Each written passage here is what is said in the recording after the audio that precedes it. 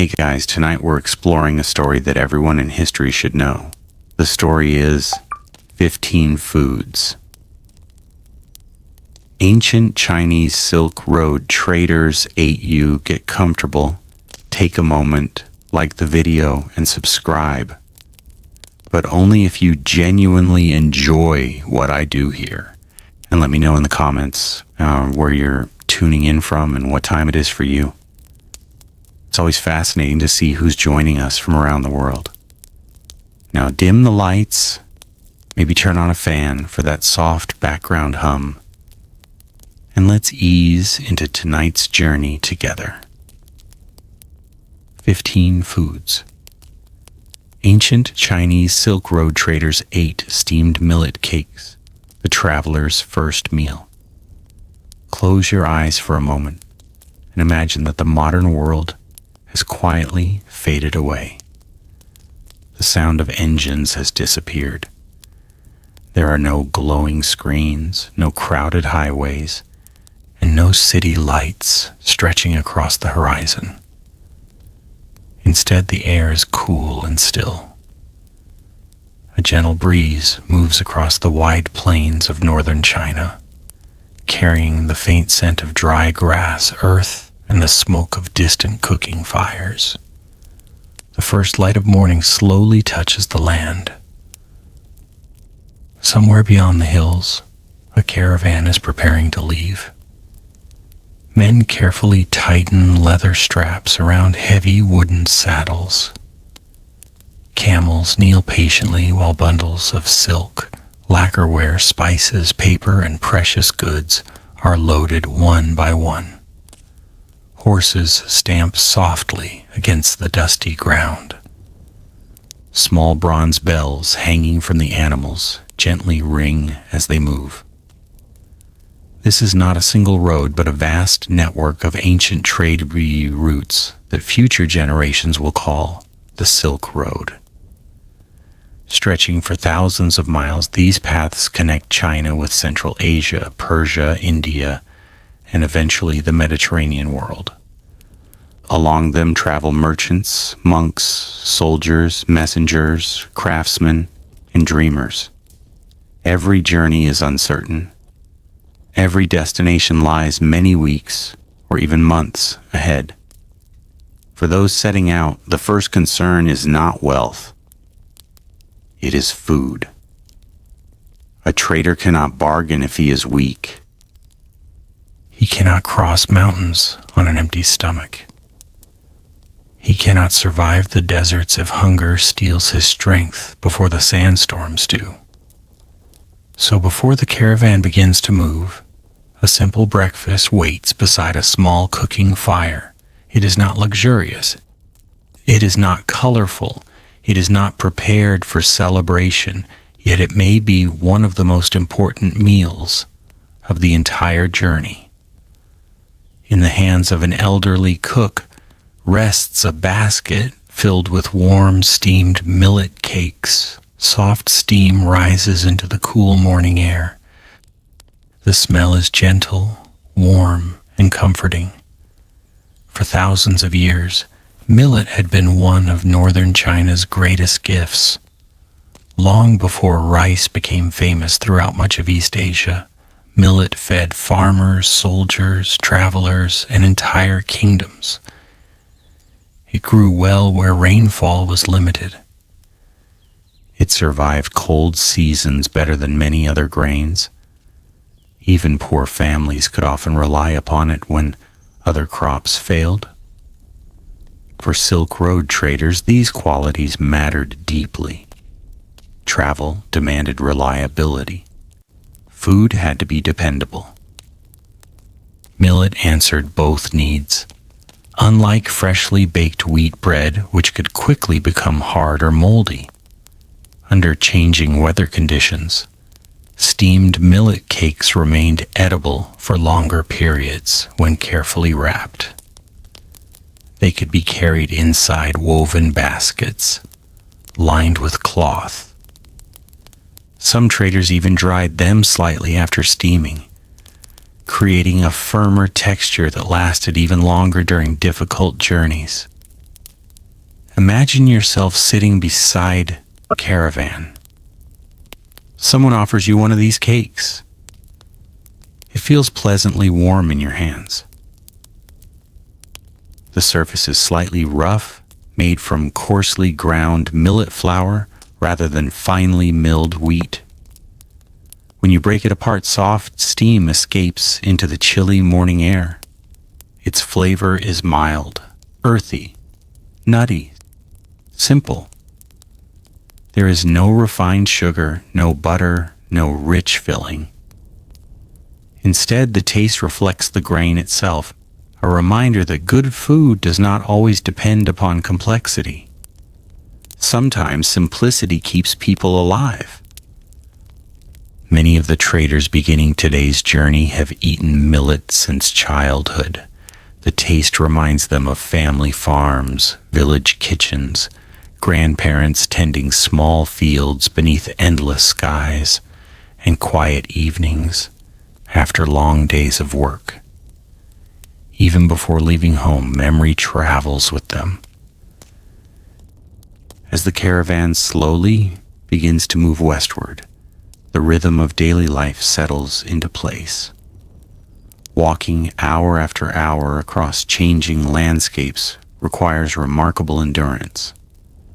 Some days lead through green valleys where streams provide fresh water. Other days cross dry grasslands where every water source must be carefully planned. Eventually, the route reaches deserts, whose silence seems almost endless. Throughout every stage, food becomes part of survival rather than entertainment. Meals are usually brief. A stop beside a stream, a sheltered valley, the shadow of an isolated rock formation, a small caravanserai many miles from the nearest city. Each pause allows fires to be lit if fuel is available. If not, dried food must be eaten exactly as it was carried. Steamed millet cakes fit both situations remarkably well. Sometimes they are eaten plain, sometimes softened with hot water, sometimes dipped into simple vegetable broth. Occasionally, they accompany dried meat or preserved vegetables when supplies allow. Although modern travelers often expect variety, ancient merchants valued predictability. Predictable food meant fewer surprises. Fewer surprises often meant survival. The Silk Road itself was never completely safe. Bandits watched vulnerable routes. Unexpected snow blocked mountain passes. Flash floods transformed peaceful valleys into dangerous rivers. Political conflicts occasionally closed entire regions. Disease spread wherever large groups gathered. No traveler could control these dangers, but he could prepare his food carefully before leaving home. Chinese agricultural knowledge had developed over many centuries before these caravans reached their greatest importance. Farmers understood which varieties of millet performed best under different soils and climates. Families passed cooking methods from one generation to another. Steaming, unlike baking, required relatively simple equipment and produced moist food that many people found easier to digest. Even today, steaming remains one of the defining traditions of Chinese cooking. Its history stretches back far beyond the Silk Road itself. The traders understood this without needing historians to explain it. For them, tradition simply meant experience repeated many times. If their fathers had trusted millet, if their grandfathers had trusted millet, perhaps they should trust it too. As afternoon approaches, the caravan continues westward.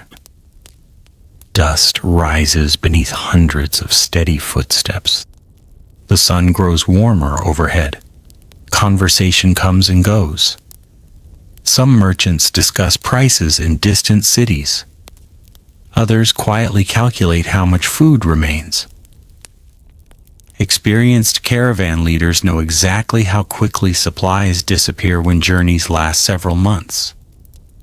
Every piece of food matters. Nothing is wasted. Even crumbs are gathered. Children occasionally traveled with merchant families, learning trade from an early age. They too became familiar with the humble millet cake. While wealthier merchants sometimes enjoyed additional foods at larger settlements, the basic grain remained familiar across nearly every level of society. Its importance crossed social boundaries. Rich or poor, official or farmer, traveler or soldier, millet quietly connected them all. As evening slowly arrives, the caravan reaches a sheltered resting place. Camels kneel once again. Bundles are carefully unloaded. Fires begin to glow beneath simple cooking pots. Someone places several remaining millet cakes near warm steam to soften them for supper. The smell once again drifts gently through the cool air. It is comforting because it is familiar. After an entire day of uncertainty, familiar things become precious. The stars slowly appear above the ancient road. Somewhere beyond the darkness lie mountains still waiting to be crossed. Beyond them, deserts. Beyond the deserts, cities whose languages many travelers have never heard. The journey has only just begun. Yet tonight, with nothing more than warm millet cakes, a little broth, and the quiet company of fellow travelers, the world feels surprisingly peaceful. Perhaps that is one of history's forgotten lessons. Luxury is pleasant. Comfort is valuable. But simple food shared beside a small fire can sometimes become the richest meal of all. And as sleep gently approaches beneath the endless stars of the Silk Road, tomorrow's road quietly waits beyond the morning light, the long strands that carried Chinese traders across Asia. The first light of dawn slowly spreads across the horizon, washing the distant mountains in soft shades of gold. The camp is quiet at first. A few camels stir from their rest, shaking the cool night air from their thick coats. Somewhere nearby, a kettle begins to hum over glowing charcoal. The scent of warm grain and fresh water rises gently into the crisp morning. The caravan is preparing to move once again. Yesterday's simple millet cakes have done their job. They offered strength, steadiness, and comfort before the long road ahead. But this morning is different. The traders have reached a larger oasis town, one where farmers, craftsmen, and merchants from many lands gather before continuing deeper into the vast network of the Silk Road.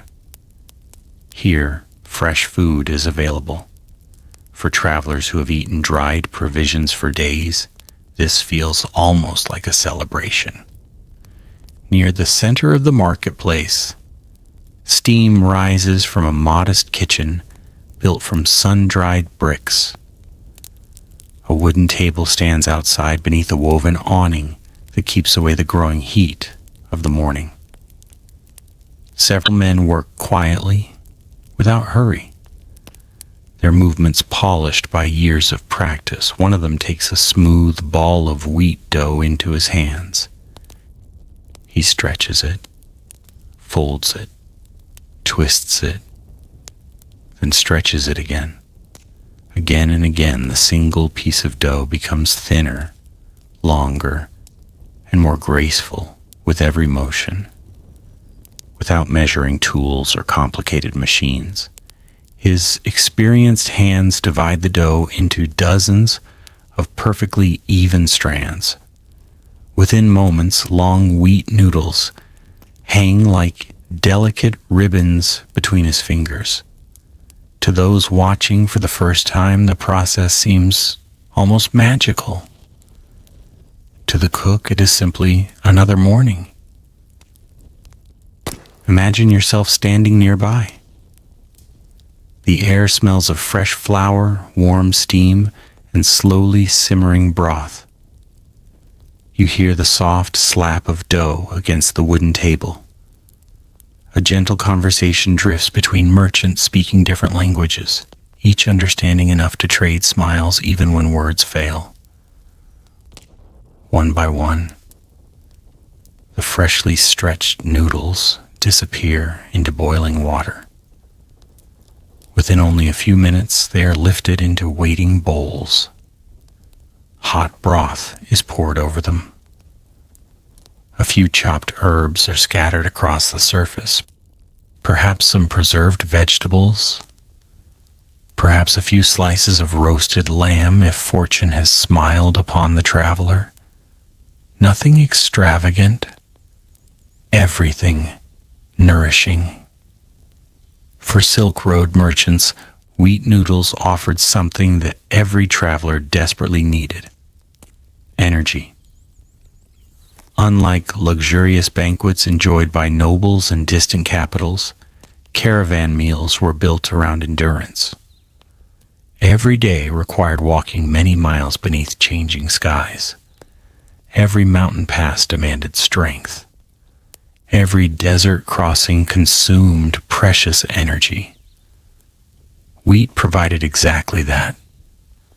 Northern China had cultivated wheat for many centuries before the Silk Road reached its greatest importance. Although millet remained deeply respected, wheat gradually became another dependable grain, especially across the northwestern regions where many trade routes began. As farming knowledge improved, wheat fields spread across landscapes that connected naturally with the western frontiers. These frontier regions became gateways, not only for silk, not only for jade, but for food itself. Each bowl of noodles reflected centuries of agricultural experience. The flour had been carefully milled.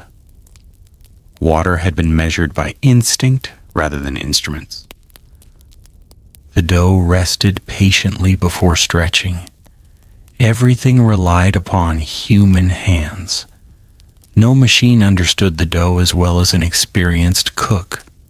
As the caravan continues westward over the following weeks, fresh noodles become less common. Large settlements grow farther apart. Villages become smaller. Some stretches of road offer little more than rocky hills, dry valleys, and endless skies. Yet whenever travelers arrive at an important oasis town, many search eagerly for noodle shops. Not because they seek luxury, because they seek familiarity. After weeks of dried food, a warm bowl of noodles feels almost like returning home. Picture yourself entering one of these caravan cities. Perhaps it is Dunhuang. Perhaps it is another settlement whose name has slowly faded from memory.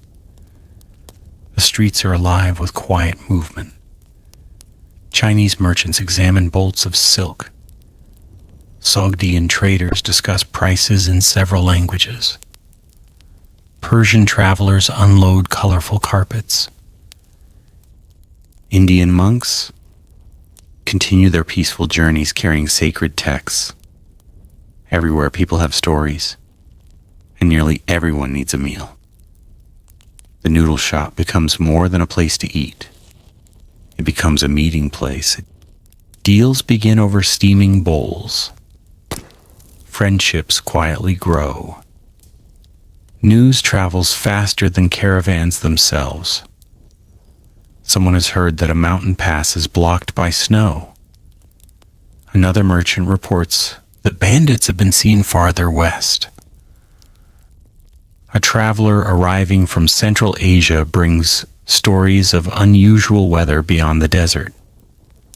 As bowls empty, information spreads, food feeds the body.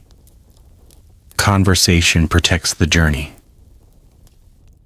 Historians sometimes describe the Silk Road as a highway of commerce. That is true, but it was also a highway of ideas. Religions crossed these routes, languages borrowed words from one another, music traveled alongside merchants. Scientific knowledge moved from one civilization to the next. Even recipes quietly evolved. Chinese noodles gradually met Central Asian cooking traditions. Different spices appeared, different meats, different vegetables. Some travelers carried unfamiliar ingredients home after returning from distant cities. Over generations, these small exchanges slowly transformed regional cuisines. No single person planned this. It happened naturally, one shared meal at a time. The noodle itself became a quiet traveler. Long before modern globalization, food crossed borders without passports. Imagine sitting beneath the shade of a poplar tree outside a caravanserai. A bowl of noodles rests before you. Nearby, two merchants speak Persian. Another speaks an early Turkic language. A monk quietly chants Buddhist prayers. A camel driver laughs at a joke translated through 3 different languages before everyone understands. The noodles in your bowl do not belong to one culture anymore. They belong to everyone who is gathered here. This is one of the greatest forgotten gifts of the Silk Road. It did not simply move products. It connected ordinary people. As afternoon slowly fades into evening, cooks begin preparing another meal for newly arriving caravans. Fresh dough is mixed once more. Hands begin stretching long strands again. The familiar rhythm repeats exactly as it did yesterday, exactly as it will tomorrow, generation after generation. Some travelers continue west towards Samarkand. Others return east toward Chang'an. Many will never meet again. Yet they all remember these quiet meals. Years later, an elderly merchant might tell his grandchildren about the best noodles he ever tasted beside a lonely desert oasis. Perhaps the recipe changed. Perhaps memory made it even better. That hardly matters. Food has always carried memories more gently than words. The stars appear once more above the ancient road. The cooking fires slowly burn lower. The bowls are washed. The tables grow quiet. Tomorrow another caravan will arrive. Another cook will stretch another piece of dough into countless delicate strands. Another traveler will discover that even after hundreds of miles, a warm meal can still make the world feel familiar. And somewhere beyond the darkness, the Silk Road continues its endless journey, carrying not only silk and spices, but also the simple foods that quietly sustained the people brave enough to walk its remarkable paths. The humble steamed bread that became every Silk Road, trader's trusted companion. The morning arrives quietly. A pale ribbon of sunlight stretches across the desert, slowly replacing the cool darkness. with a gentle golden glow. The stars fade one by one, leaving behind a sky so wide that it seems to have no end. A soft breeze moves over the dunes, carrying with it the faint scent of dust, dry grass, and the ashes of last night's fire. The caravan has already been awake for some time. Camels rise carefully from the ground, their heavy loads secured with practiced hands. Horses shake their manes as merchants sew tighten ropes around bundles of silk, porcelain, tea, and lacquerware. The day's journey will be long, and every traveler knows that once they leave this oasis behind, another safe resting place may not appear for several days. Before anyone takes the first step onto the road, breakfast must be prepared. Not a grand feast, not an elaborate meal, just something warm, filling, and dependable. Near the edge of the camp, an elderly woman lifts the woven lid from a large bamboo steamer. A cloud of soft white steam rises into the cool morning air, carrying a comforting aroma that instantly draws the attention of tired travelers. Inside the steamer rests a neat collection of smooth, round white buns. Simple, soft, perfectly shaped. These are mantu, one of the oldest and most dependable foods in northern China. Imagine yourself standing nearby. The steam gently brushes against your face as one of the warm buns is placed into your hands. Its surface is smooth and slightly springy. It is surprisingly light, yet it feels satisfying even before the first bite. There is no sweet filling, no meat hidden inside, no colorful decoration, only flour, water, a little fermentation, and careful steaming. Its simplicity is exactly what made it so valuable. For Silk Road traders, every item carried on the journey had to justify its weight. Luxury was reserved for the goods being sold. Food had a different purpose. It had to keep people alive. Mantu did that exceptionally well. Long before the Silk Road reached its busiest centuries, people in northern China had already mastered the art of steaming wheat dough. Unlike baked bread, which required large ovens and plenty of fuel, steaming could be done with relatively simple equipment. A bamboo steamer placed over boiling water was enough to create soft, moist bread that stayed enjoyable for longer than many freshly baked loaves. For merchants preparing to cross difficult landscapes, this mattered enormously. Fresh bread often became dry within a day. Mantu remained soft much longer when carefully wrapped in cloth or stored inside woven baskets. As the caravan leaves the oasis behind, the morning air remains pleasantly cool. The sound of footsteps settles into a steady rhythm.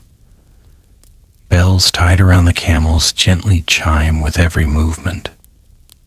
Hour after hour, the road stretches ahead. Sometimes the travelers speak. Sometimes they simply listen to the wind. By midday, the sun climbs higher, and the caravan pauses beneath a small group of hardy trees growing beside a narrow stream. Lunch is wonderfully uncomplicated. Each traveler removes a few mantu from their travel bag. Some eat them plain. Others tear the bread into bowls of warm broth. Those fortunate enough to carry preserved vegetables place a few slices inside the soft bread, creating a simple sandwich, centuries before such meals became common elsewhere. Nothing is wasted. Even the smallest crumb are carefully gathered. Food is too precious to lose. Picture yourself sitting among the merchants. No one rushes. The meal is quiet. The breeze cools the shade. Some travelers close their eyes for a moment, enjoying the peaceful silence before another long afternoon of walking. It is remarkable how satisfying such a simple meal can be. After hours of travel, modern kitchens often celebrate endless variety. Ancient travelers celebrated reliability. Every successful journey depended on habits that could be trusted. Mantu became one of those trusted companions. Its importance extended far beyond China itself. As trade routes expanded, people from many cultures encountered steamed bread for the first time. Some carried the idea home, adapting it to local grains and traditions. Others simply appreciated a warm meal after weeks of difficult travel. The Silk Road was constantly exchanging more than valuable goods. It exchanged ordinary ideas.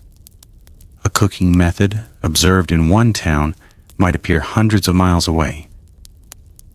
A generation later, recipes quietly traveled alongside merchants. No one announced these changes. They simply happened, one shared meal at a time.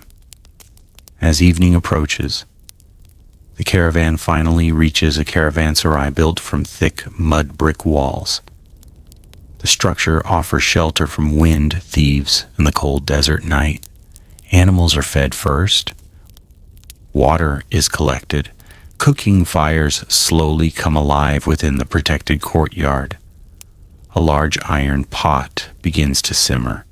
Tonight's supper is wonderfully modest. A vegetable soup flavored with onions and herbs. Several warm mantu floating gently beside each bowl. The bread absorbs the rich broth, becoming even softer. For many travelers, this combination feels almost luxurious, despite its simplicity.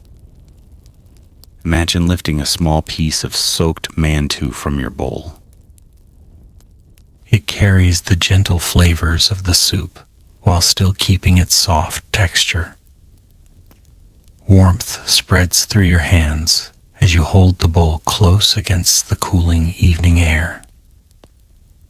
Outside the walls, the desert grows silent once again. Above, countless stars slowly appear. Many travelers look upward before sleep. The same stars shine above distant cities they hope to reach weeks from now. Perhaps they think of home. Perhaps they wonder whether their families are safe. Perhaps they quietly calculate how much farther remains.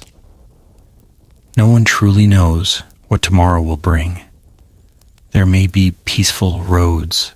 There may be sandstorms. There may be unexpected friends waiting in the next town, or dangers hiding beyond the next hill. Such uncertainty is simply part of life on the Silk Road. Yet amid all those unknowns, some things remain wonderfully certain. When morning comes, there will be another fire, another pot of boiling water, another bamboo steamer, another batch of warm mantu waiting patiently beside the road. The quiet certainty brings comfort far greater than luxury ever could. History often remembers emperors, battles, and magnificent cities. But countless ordinary journeys were carried not by kings, but by simple meals prepared with care. The humble mantu never conquered kingdoms. It never changed the outcome of wars. It left behind no glittering treasure. Yet it helped countless merchants continue walking, when their strength was fading. It crossed deserts without complaint. It climbed mountain passes. It shared campfires beneath endless skies. It quietly became one of the faithful companions of the Silk Road. And perhaps that is its greatest achievement. Not fame, not glory, simply helping ordinary people reach tomorrow. The fire slowly burns lower. Conversations fade into whispers. The camels settle for the night. A cool wind drifts gently across the ancient road. Another peaceful day has come to its end. Tomorrow, another humble food will reveal another chapter of this remarkable journey across Asia, the gentle bowl that restored weary Silk Road travelers. The desert is unusually quiet this morning. The wind that whispered through the camp during the night has settled, leaving behind a silence so complete that even the soft footsteps of a single camel seem to echo across the open land. A pale sun slowly rises above distant hills, its gentle light warming the cool earth little by little. The caravan has not traveled far during the past several days. One of the younger merchants became exhausted after crossing a particularly difficult stretch of rocky terrain. Another camel developed a sore foot that required careful attention before the journey could continue. There is no reason to rush. The Silk Road has always rewarded patience far more than speed. For experienced caravan leaders, the greatest success is not arriving quickly. It is arriving safely. As the travelers slowly awaken, a different kind of breakfast is being prepared. There is no fresh bread this morning, no noodles stretched by skilled hands. Instead, a large bronze pot sits quietly above a small fire. Inside, water bubbles gently. White grains of rice move slowly within the steaming liquid until they begin to soften, almost disappearing into the warm broth. The cook stirs patiently. There is no hurry. This meal cannot be rushed. Hour after hour, the rice slowly breaks apart, becoming smoother with every passing moment. The result is simple. A warm bowl of rice congee. Imagine yourself sitting beside the fire. The air is cool against your face, but the bowl resting in your hands sends a comforting warmth through your fingers. Gentle steam rises into the morning light, carrying the soft aroma of cooked rice. Its fragrance is almost delicate. There are no powerful spices, no heavy oils, only the clean, familiar scent of grain slowly transformed by water and time. You lift the first spoonful. The texture is silky, soft, gentle enough that almost anyone can eat it, whether young or old, healthy or recovering from illness. For countless generations throughout China, rice congee has never been considered an extravagant meal. It has always been something more valuable. It is comfort. It is nourishment. It is care served in a simple bowl. Although northern Silk Road travelers relied heavily on millet and wheat, rice also found its way onto many trade routes, especially as caravans traveled farther south or reached prosperous cities connected to the fertile river valleys of China. Rice itself was precious in many northern regions. Preparing it as congee made every handful of grain stretch much farther. A small amount of rice could feed several hungry travelers. For merchants planning journeys that lasted months, this mattered greatly. Nothing could be wasted. Everything had to serve a purpose. Picture the caravan resting beside a quiet stream. The travelers gather beneath the shade of tall poplar trees while the morning sun slowly climbs higher into the sky. One elderly merchant receives the first bowl. His knees ache after decades spent walking these roads. His hands carry countless small scars from ropes, wooden crates, and harsh winters. He smiles gently as he tastes the warm congee. Perhaps it reminds him of his childhood. Perhaps his mother prepared the very same meal whenever sickness entered the household. Some memories remain alive through food more than through words. Across ancient China, congee was often the meal prepared for those who needed strength without burdening the body. Travelers recovering from fever, children, the elderly, people exhausted after weeks of difficult work. The simplicity of the dish became its greatest strength. The body asked for little. The bowl quietly provided enough. As the morning continues, more bowls are shared around the camp. Some travelers add a few preserved vegetables for extra flavor. Others crumble small pieces of steamed bread into the porridge. A fortunate merchant who recently traded for dried dates slices one into his bowl, adding a hint of natural sweetness. Every caravan develops its own small traditions. No two pots of congee are exactly alike. Yet all carry the same purpose: to restore, to comfort, to prepare weary travelers for another day. The Silk Road demanded extraordinary endurance. Some weeks brought scorching heat that seemed endless. Other weeks brought freezing mountain winds that cut through heavy clothing. Rain turned narrow paths into dangerous mud. Snow buried familiar landmarks beneath white silence. The body endured all of it, and after each difficult stretch, simple food became a quiet form of healing. Imagine the fire crackling softly as the cook stirs the pot once again. No one speaks loudly. The peaceful rhythm of the spoon moving through the thick porridge almost becomes part of the morning itself. Nearby, a Buddhist monk quietly recites his prayers before breakfast. A Persian merchant watches the rising sun. A camel driver checks each animal carefully before departure. Different languages surround the fire. Different beliefs. Different destinations.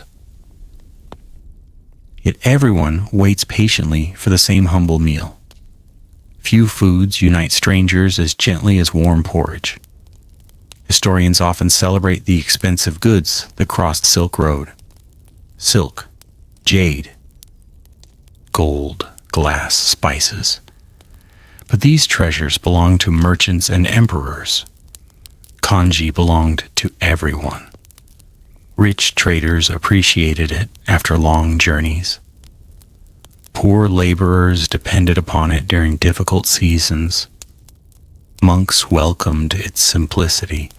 Families prepared it whenever comfort was needed.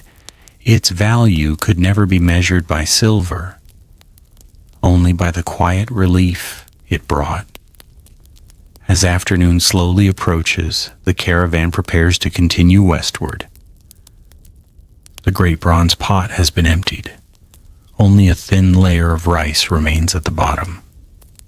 Nothing is thrown away.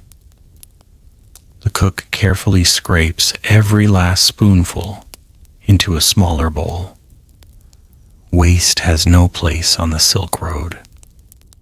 The journey resumes. Footsteps return to their familiar rhythm. The bells around the camels softly ring beneath the growing warmth of the day. The travelers walk with renewed strength, not because they enjoyed a magnificent feast, because someone cared enough to prepare something gentle. That simple kindness carries them farther than they realize. As evening finally settles across the desert once more, the caravan reaches another quiet resting place. The stars begin appearing above the endless horizon. The fire is lit again. Another pot is placed above glowing coals. Perhaps tonight there will be soup. Perhaps another serving of congee if supplies allow. No one complains. The road has taught every traveler a valuable lesson. Luxury is rare. Gratitude is always available. The gentle bowl of rice porridge has done exactly what it was meant to do. It restored tired bodies. It calmed anxious minds. It reminded weary travelers that even in the harshest landscapes, warmth can still be found in the simplest things. Long after magnificent palaces have turned to dust, long after empires have disappeared, the quiet comfort of a humble bowl of congee continues to live on. Perhaps because human hearts have never changed very much. We all seek the same simple gifts: warmth, rest, kindness, and the hope that tomorrow's journey will be just a little easier than today's. The fire slowly fades into glowing embers. The camp grows silent. Above, the same ancient stars watch patiently over the sleeping caravan, just as they have for countless generations. Tomorrow, another forgotten food of the Silk Road will quietly reveal its story. The mountain food that helped Silk Road traders survive the highest passes. Morning arrives differently in the mountains. There is no gentle warmth waiting beyond the horizon, no comforting breeze carrying the scent of fertile fields. Instead, the cold lingers long after sunrise, wrapping itself around every stone and every narrow trail that winds upward through the towering peaks. The caravan wakes in silence. During the night, frost has settled over blankets, saddles, and the rough wooden crates that hold precious silk, destined for distant markets.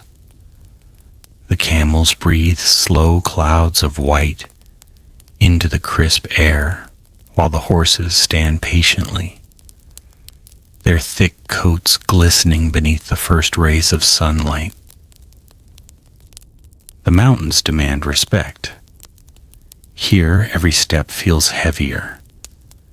The air grows thinner with every mile. Even simple tasks require more effort than they did on the open plains. Imagine yourself standing beside the campfire. You pull your heavy cloak tightly around your shoulders as the cold wind brushes across your face. The fire crackles softly, sending sparks into the pale morning sky. Around you, the merchants speak little. The mountains have a way of quieting every conversation. They remind travelers how small they truly are. Today's journey will lead across one of the highest passes along the Silk Road, where rocky cliffs rise like giant walls, and narrow paths cling to the edges of deep valleys. Snow may still cover sections of the trail, even during seasons when warmer lands far below are already enjoying spring. Everyone understands that today will require strength. Not only courage, not only experience, but strength. Before the caravan begins climbing, The cook opens several leather pouches that have traveled safely for many weeks.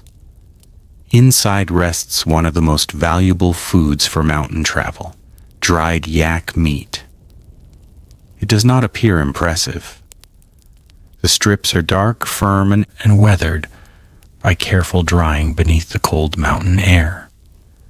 There are no rich sauces or fragrant spices covering the meat.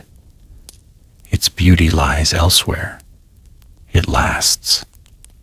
For ancient Silk Road traders, food preservation was often the difference between survival and disaster.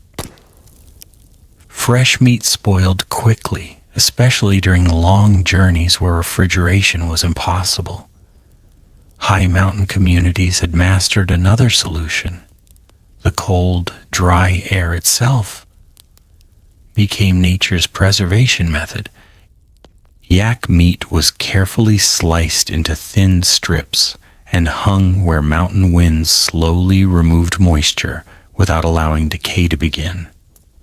Sometimes light smoking added another layer of protection.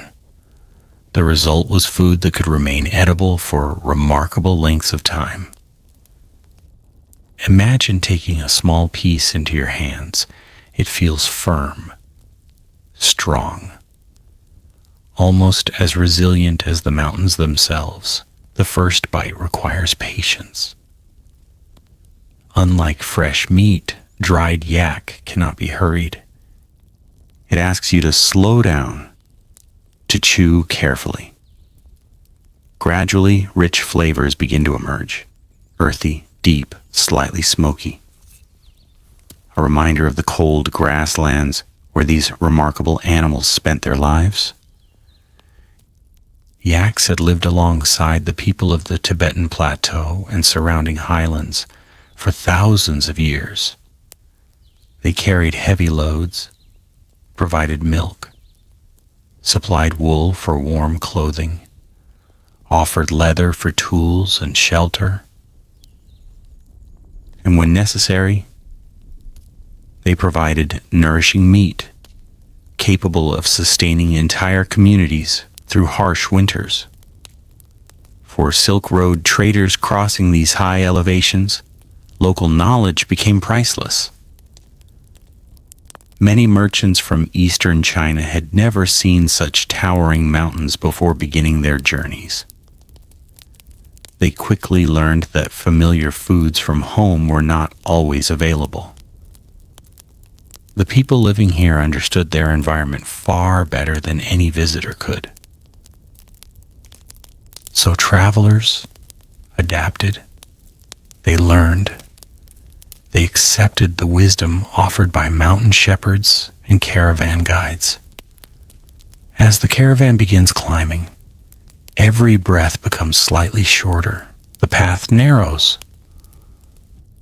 Loose stones shift beneath careful footsteps.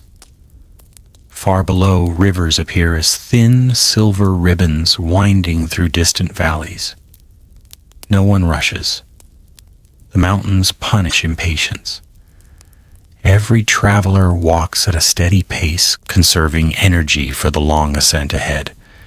During the midday rest, fires are difficult to build. Fuel is scarce. The cold wind steals warmth almost as quickly as flames produce it. Here, dried yak meat reveals another advantage. It needs no cooking. Some merchants eat it exactly as it is. Others soak small pieces in hot water, allowing the meat to soften before adding it to simple soups. Nothing complicated. Everything practical. Picture yourself sitting on a flat stone overlooking endless peaks. The silence is extraordinary. No bustling marketplaces, no crowded villages, only the occasional cry of an eagle circling high above the cliffs. You slowly eat your meal while watching clouds drift between the mountains. The simplicity of the moment feels strangely peaceful. Perhaps this is one of the gifts the mountains quietly offer. They remove distractions, leaving only the essentials: food, shelter, companionship, hope. As the caravan continues climbing, weather changes without warning. Dark clouds gather over distant ridges. A cold wind sweeps through the narrow pass. Within minutes, light snow begins falling. The traders calmly pull heavier cloaks around themselves. Experienced guides show no sign of alarm. Mountain weather has always been unpredictable. Preparation matters more than surprise. The dried meat, tucked safely inside leather bags, remains untouched by the snowfall. It waits patiently until another meal is needed. Reliable food creates quiet confidence. Centuries before modern weather forecasts, ancient travelers relied upon habits instead. Carry enough food. Protect it well. Never waste supplies. These simple rules crossed every culture along the Silk Road. As evening approaches, the caravan finally reaches a sheltered campsite protected by enormous boulders. The animals are exhausted, so are the people. Yet there is quiet satisfaction in reaching safety before darkness fully arrives. Small cooking fires appear across the camp. Several strips of dried yak meat are placed into a pot of gently boiling broth. Slowly they soften. The rich aroma fills the cold evening air. Someone adds wild mountain herbs gathered earlier in the day. Another traveler contributes a handful of barley. Without planning, the meal becomes something shared. No one asks whose ingredients are whose. For tonight, everyone eats together. Imagine holding the warm bowl in both hands. The broth carries the deep flavor of the yak meat. Each sip gently warms your body after the bitter mountain wind. Nearby conversations begin returning. The hardest part of today's journey is over. Laughter quietly replaces silence. Stories emerge beside the fire. One merchant remembers crossing these same mountains 20 years earlier. Another recalls getting lost during a snowstorm that somehow ended safely. Each story becomes part of the Silk Road itself, not written in books, but carried in memory. As darkness settles across the peaks, countless stars slowly appear above the silent mountains. The air grows even colder. Blankets are wrapped tightly. The fire burns lower. Tomorrow the caravan will begin descending toward warmer valleys, where new foods, new people, and new cultures await. The dried yak meat has served its purpose. It has carried weary travelers safely across one of the most demanding landscapes on Earth. It asked for nothing except careful preparation. In return, it gave strength when strength mattered most. History often remembers the treasures that survived the Silk Road, but perhaps the greatest treasures were never made of silk or gold. Perhaps they were the humble foods that quietly kept ordinary people alive through deserts, rivers, forests, and mountains. Because without those simple meals, the great journeys of history could never have happened. The fire slowly fades into glowing embers. The mountain wind grows gentle. The caravan sleeps peacefully beneath a sky overflowing with stars. Far beyond the snowy peaks, another chapter of the Silk Road is already waiting with the morning light. the sweet fruits that gave Silk Road traders energy for endless miles. The morning begins with a gentle whisper of wind. The towering mountains now lie far behind the caravan, fading into soft blue shapes along the eastern horizon. Ahead stretches a landscape that seems almost endless. Rolling hills slowly dissolve into broad valleys, where scattered trees stand beside narrow rivers that have patiently carved their paths through the earth for countless centuries. The air feels warmer today. Not hot, not cold, simply comfortable enough that the travelers loosen the heavy cloaks they wore while crossing the high passes. The camels walk with their familiar steady rhythm, each slow step carrying silk, porcelain, paper, tea, and countless hopes toward distant cities whose markets are still many weeks away. The road is peaceful. For now. No one knows how long that peace will last. On the Silk Road, every quiet morning is accepted with gratitude. Imagine yourself walking among the merchants. The rising sun gently warms your shoulders. Small birds dart between the branches of hardy shrubs growing beside the trail. Somewhere ahead, the faint sound of flowing water promises another welcome stop before midday. The caravan leader raises one hand. The travelers slowly come to a halt beneath a cluster of ancient trees whose broad branches offer welcome shade. Today, there will be no cooking fire, no steaming pots, no bubbling broth. Instead, each merchant reaches into a small leather pouch carefully tied to his belt. Inside rests one of the simplest treasures carried across the Silk Road: dried dates and red jujubes, tiny gifts from nature that asked for almost nothing while giving so much in return. The dates are deep brown, their skins gently wrinkled by the drying process. They feel soft between your fingers, almost sticky, carrying the sweetness created naturally by the sun. Beside them rest dried jujubes, smaller, rounder. Their rich reddish-brown color catches the morning light.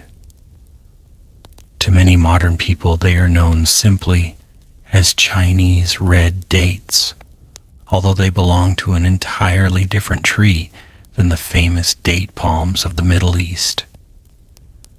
Both fruits shared something priceless. They lasted. Fresh fruit spoiled quickly during long journeys.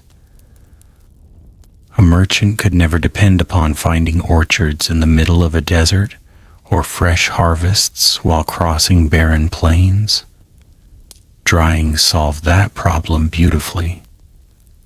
The moisture slowly disappeared beneath warm sunshine and gentle air.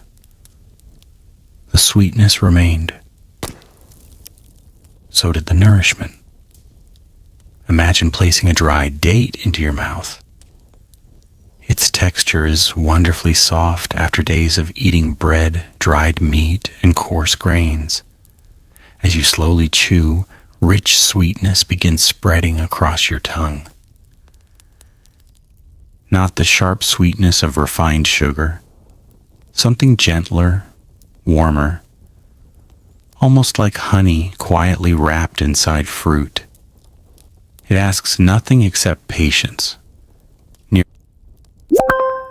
Nearby, another traveler enjoys several dried jujubes.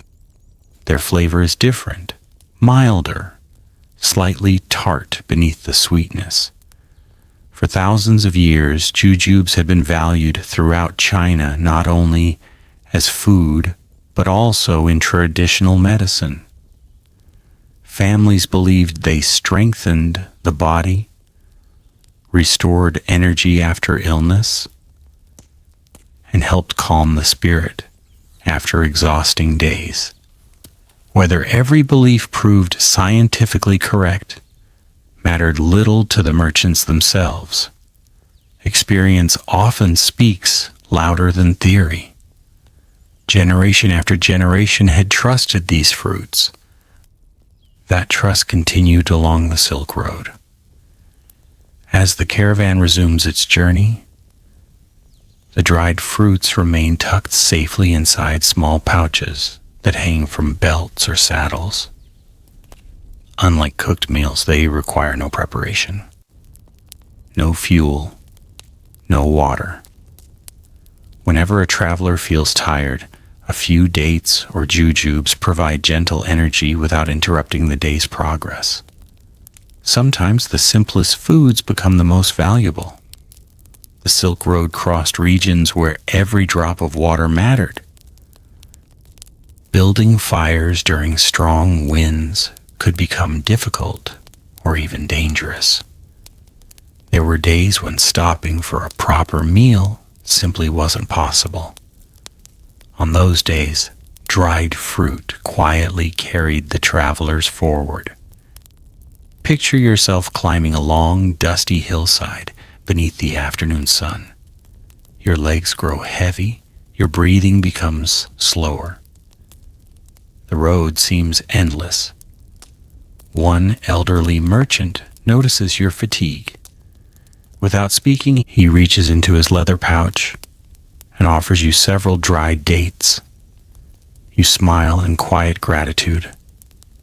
No grand speech is needed. Kindness often travels silently. As you continue walking, the gentle sweetness lifts your spirits just enough to make the next mile feel easier. Perhaps that is why food carries memories so deeply. Years later, many travelers would forget exact distances. They might forget the names of small villages. Even the faces of passing strangers could slowly fade. But they would remember the taste of a sweet date shared by a friend during a difficult afternoon. Some memories never leave. By the 2nd century before the Common Era, Chinese envoys had already begun encountering many unfamiliar fruits as trade expanded westward. Dates from oasis settlements and Central Asian markets gradually became familiar companions beside China's own beloved jujubes. The Silk Road never belonged to one civilization alone, and it belonged to everyone willing to travel it. Ideas crossed borders, music crossed borders, religions crossed borders, food crossed borders with remarkable ease. One merchant might leave Chang'an carrying dried jujubes from his family orchard. Months later, he might return carrying dates grown beneath distant desert palms. Each fruit became a quiet ambassador. No armies, no treaties, only shared appreciation. As evening slowly approaches, the caravan finally reaches a flourishing oasis. Tall poplar trees sway gently beside clear water. Children laugh while helping their families gather fresh fruit from nearby orchards. The sight fills every traveler with quiet relief. Fresh harvests always feel miraculous after long days surrounded by dry landscapes. The merchants refill their leather pouches. Some choose more jujubes. Others purchase dates from local growers. A few discover unfamiliar dried fruits they have never tasted before.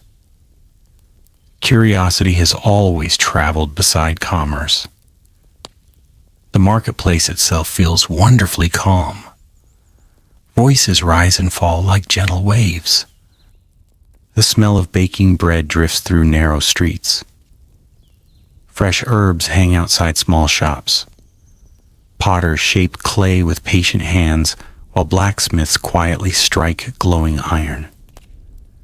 Life continues exactly as it has for generations. The caravan rests here for the night. After supper, many travelers sit beneath the trees watching the stars slowly appear above the oasis. Someone passes around another handful of dried jujubes. No one counts how many each person takes. Generosity often grows naturally among people who depend upon one another. The long journey has taught them something important. A shared meal always tastes richer than a lonely one. The breeze grows cooler. Palm leaves rustle softly above. Camels settle peacefully after another successful day. The leather pouches filled with dried fruit hang once again beside each traveler's blanket, ready for tomorrow's road. No one knows what landscapes await beyond the next horizon. Perhaps another desert, perhaps fertile river valleys, perhaps bustling cities where traders from every corner of Asia gather beneath colorful market awnings. Whatever tomorrow brings, the little fruits, tucked safely away, will travel with them. Small enough to fit into a pocket, sweet enough to brighten an exhausting day, simple enough to remind every traveler that comfort often arrives in the quietest forms. History remembers the magnificent treasures carried across the Silk Road. Silk shimmering in royal courts, rare spices worth their weight in gold, beautiful porcelain admired by distant kingdoms. Yet hidden beside those famous treasures were humble handfuls of dried dates and jujubes. They rarely appeared in royal records. No emperor celebrated them. No monument was raised in their honor. But countless ordinary people reached their destinations because of them. Sometimes the smallest companions make the greatest journeys possible. The fire burns low. The oasis grows silent. Above, countless stars watch patiently over the sleeping caravan. Tomorrow, another forgotten food will quietly tell its own story along the ancient road. The warm fireside snack. The comforted, ancient Silk Road. Traders on cold evenings. The day has been long enough that no one remembers exactly when the morning disappeared. The caravan has crossed gentle hills, followed winding rivers, and passed through forests where tall pine and oak trees stood quietly beneath an endless sky. The road has not been especially dangerous today, yet even peaceful travel leaves its mark upon tired feet. As the sun slowly sinks behind distant ridges, the light softens into warm shades of amber and gold. The merchants know it is time to stop. There is no need to hurry.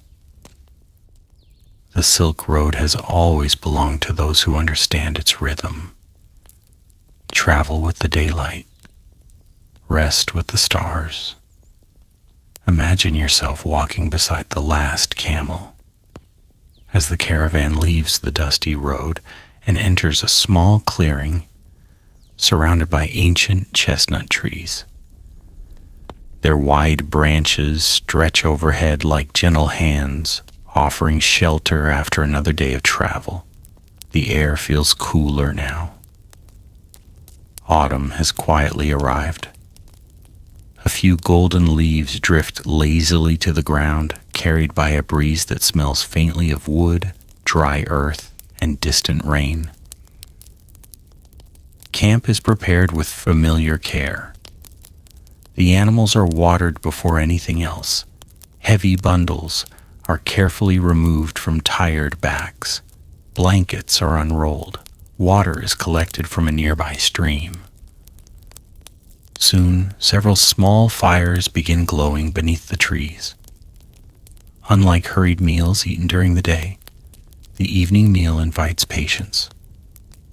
There is time to breathe, time to think, time simply to exist without watching the road ahead. One elderly merchant kneels beside the fire holding a woven basket. Inside are dozens of fresh chestnuts gathered earlier that afternoon from beneath the very trees now standing above the camp.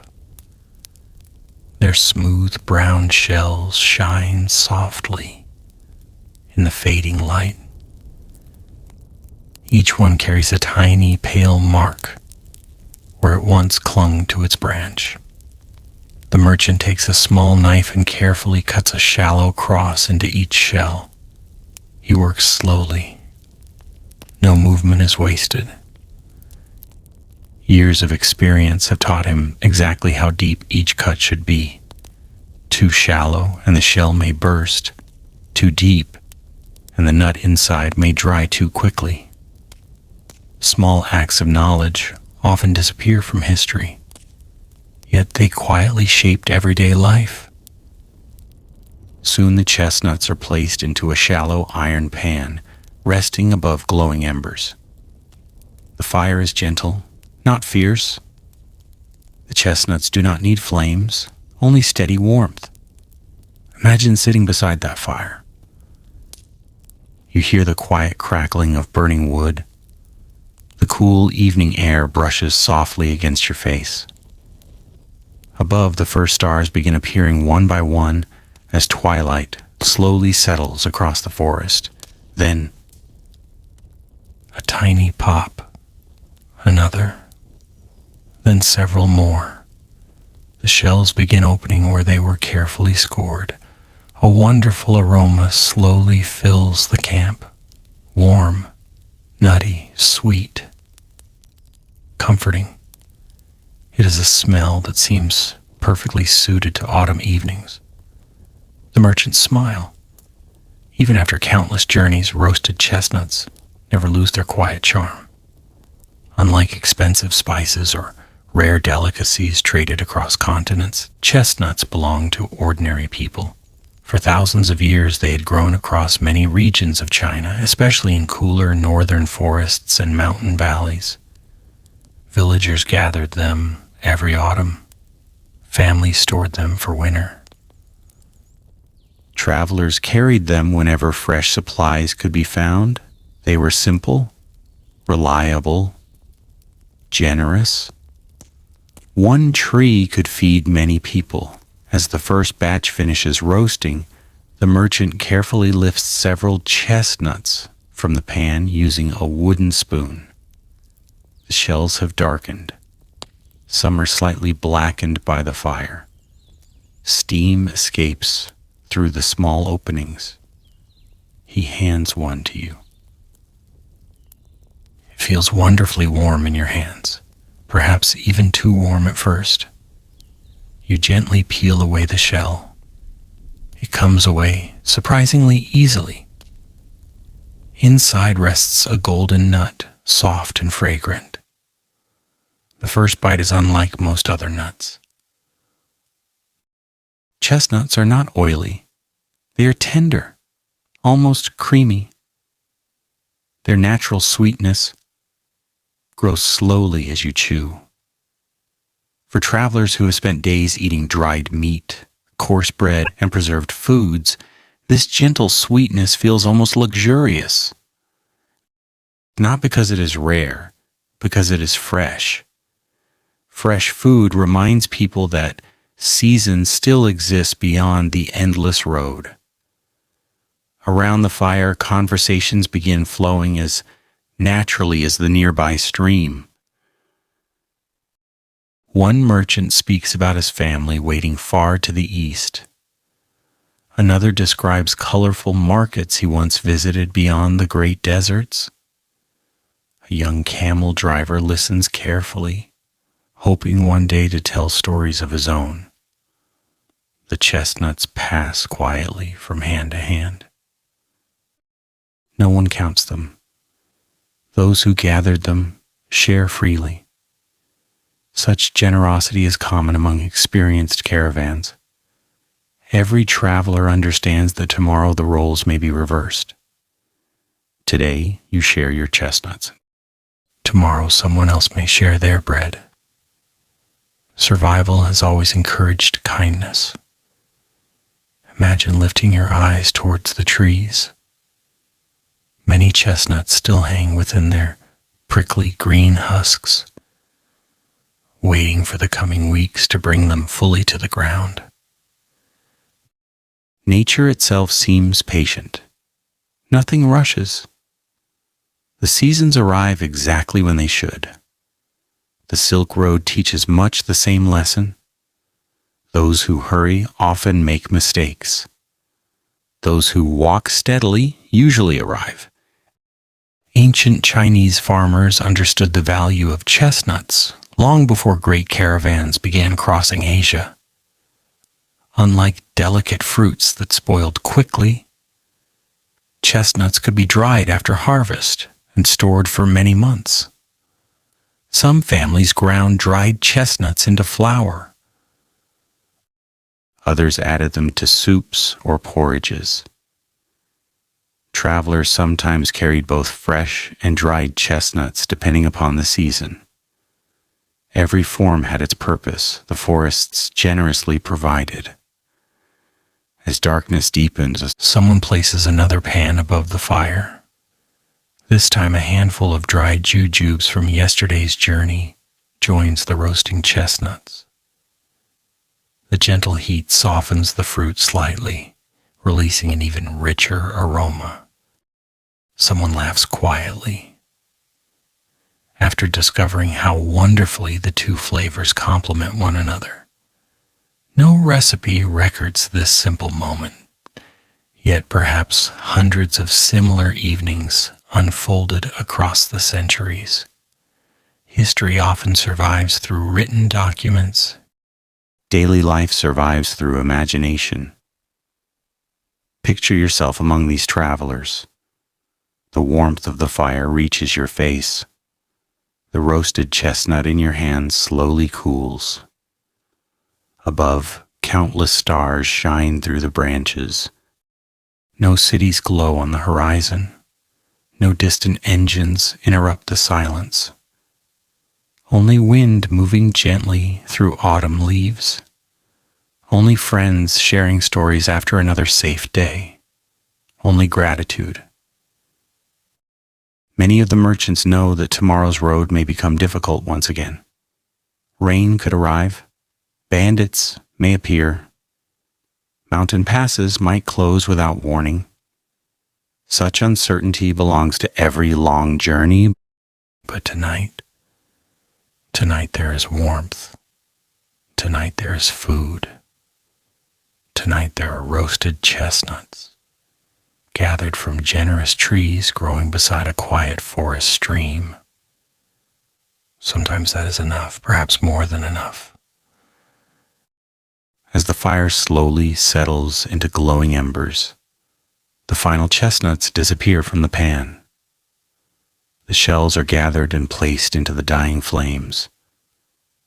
Blankets are wrapped tightly against the cool autumn air. One by one, conversations fade into silence. The forest itself seems to fall asleep. Far above, the ancient stars continue watching over the caravan, just as they have watched countless travelers before. Tomorrow, the road will lead onward once again, carrying the merchants toward unfamiliar lands, new markets, and another humble food whose story has patiently waited for centuries to be remembered. The crisp bread that stayed fresh through weeks of Silk Road travel. The forest slowly disappears behind the caravan. As the first light of morning stretches across the eastern sky, the towering chestnut trees become little more than dark silhouettes fading into the distance. Ahead, the landscape changes once again. The rolling hills flatten into broad grasslands where the horizon seems to stretch forever, meeting the pale blue sky in a quiet embrace. A cool breeze follows the travelers. It carries the scent of wild herbs growing among the grasses, mixed with the familiar smell of leather saddles and the dusty road beneath steady feet. Another day begins. Another chapter of the journey quietly unfolds. Imagine yourself walking alongside the caravan. The rhythm has become familiar now, the soft clinking of bronze bells hanging from the camels, the gentle creak of wooden carts, the occasional call of a shepherd guiding his flock somewhere beyond the hills. No one hurries. The Silk Road has its own pace, and after many weeks, even newcomers begin to understand it. The road rewards patience. It favors those who move steadily rather than swiftly. As the morning sun climbs higher, the travelers approach a small frontier town built from thick clay walls that have weathered countless seasons. It is not a great city. No emperor lives here. No magnificent palace rises above the rooftops. Yet for those crossing the Silk Road, this little settlement feels wonderfully alive. Smoke curls gently from stone ovens. Children carry baskets through narrow streets. Blacksmiths hammer glowing iron with calm, practiced movements. And from one corner of the marketplace comes a smell that every weary traveler recognizes immediately. Fresh bread, not soft steamed buns like the mantou they enjoyed earlier in the journey. Not hand-pulled noodles floating in warm broth. Something entirely different. A baker stands before a large clay oven built deep into the ground. His hands move with quiet confidence as he rolls wheat dough into wide, thin circles. He brushes each one lightly with water before scattering a generous handful of sesame seeds across the surface. Then, with a smooth motion perfected over many years, he presses the flatbread against the hot inner wall of the oven. The dough clings instantly. Within moments, the heat begins transforming it. The edges slowly turn golden. Tiny bubbles rise across the surface. The sesame seeds toast gently, releasing a rich aroma that drifts through the morning air. Imagine standing close enough to smell it. The scent is warm, nutty, comforting. It mingles with the fragrance of wood smoke and fresh flour, creating something impossible to forget. Nearby, merchants who arrived before dawn patiently wait for their turn. Everyone knows this bread is worth the wait. For Silk Road traders, fresh food was always welcome. But even more valuable was food that remained edible long after leaving the marketplace. Sesame flatbread offered exactly that. Unlike soft breads that quickly lost their texture, this thin bread slowly became crisp as it cooled. Its dryness was not a flaw. It was its greatest strength. Wrapped carefully in cloth or stored inside woven baskets, it could remain enjoyable for many days, sometimes even weeks.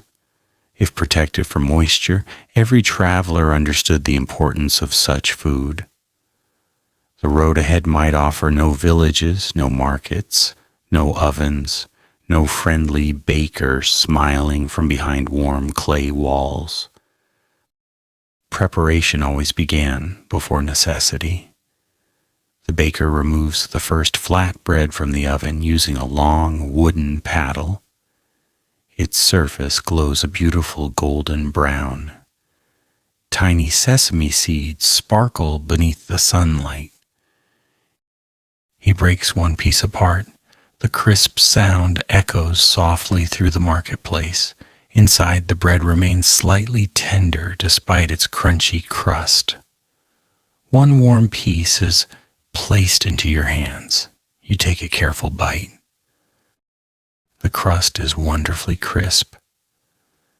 The toasted sesame seeds add a gentle richness, their nutty flavor perfectly balancing the mild wheat beneath. Simple ingredients, beautifully prepared. That has always been one of history's greatest recipes. As the caravan prepares to leave the town, nearly every merchant purchases several flatbreads. Some tie them carefully beneath their saddles. Others slide them into leather bags beside dried fruits and preserved meat. A few tuck smaller pieces into their robes for easy access while walking. These are not luxury purchases. They are thoughtful decisions. The Silk Road teaches people to think ahead. Imagine the caravan several days later.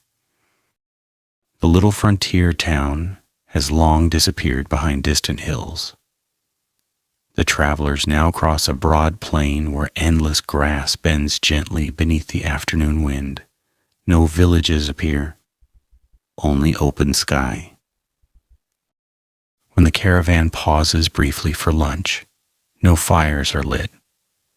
There is no need. Each traveler removes a piece of sesame flatbread.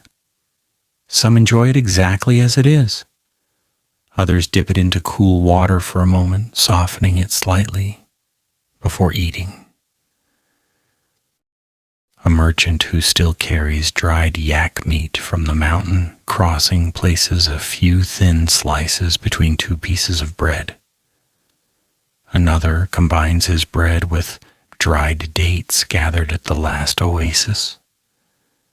Every traveler creates a different meal, yet the same humble bread quietly holds everything together.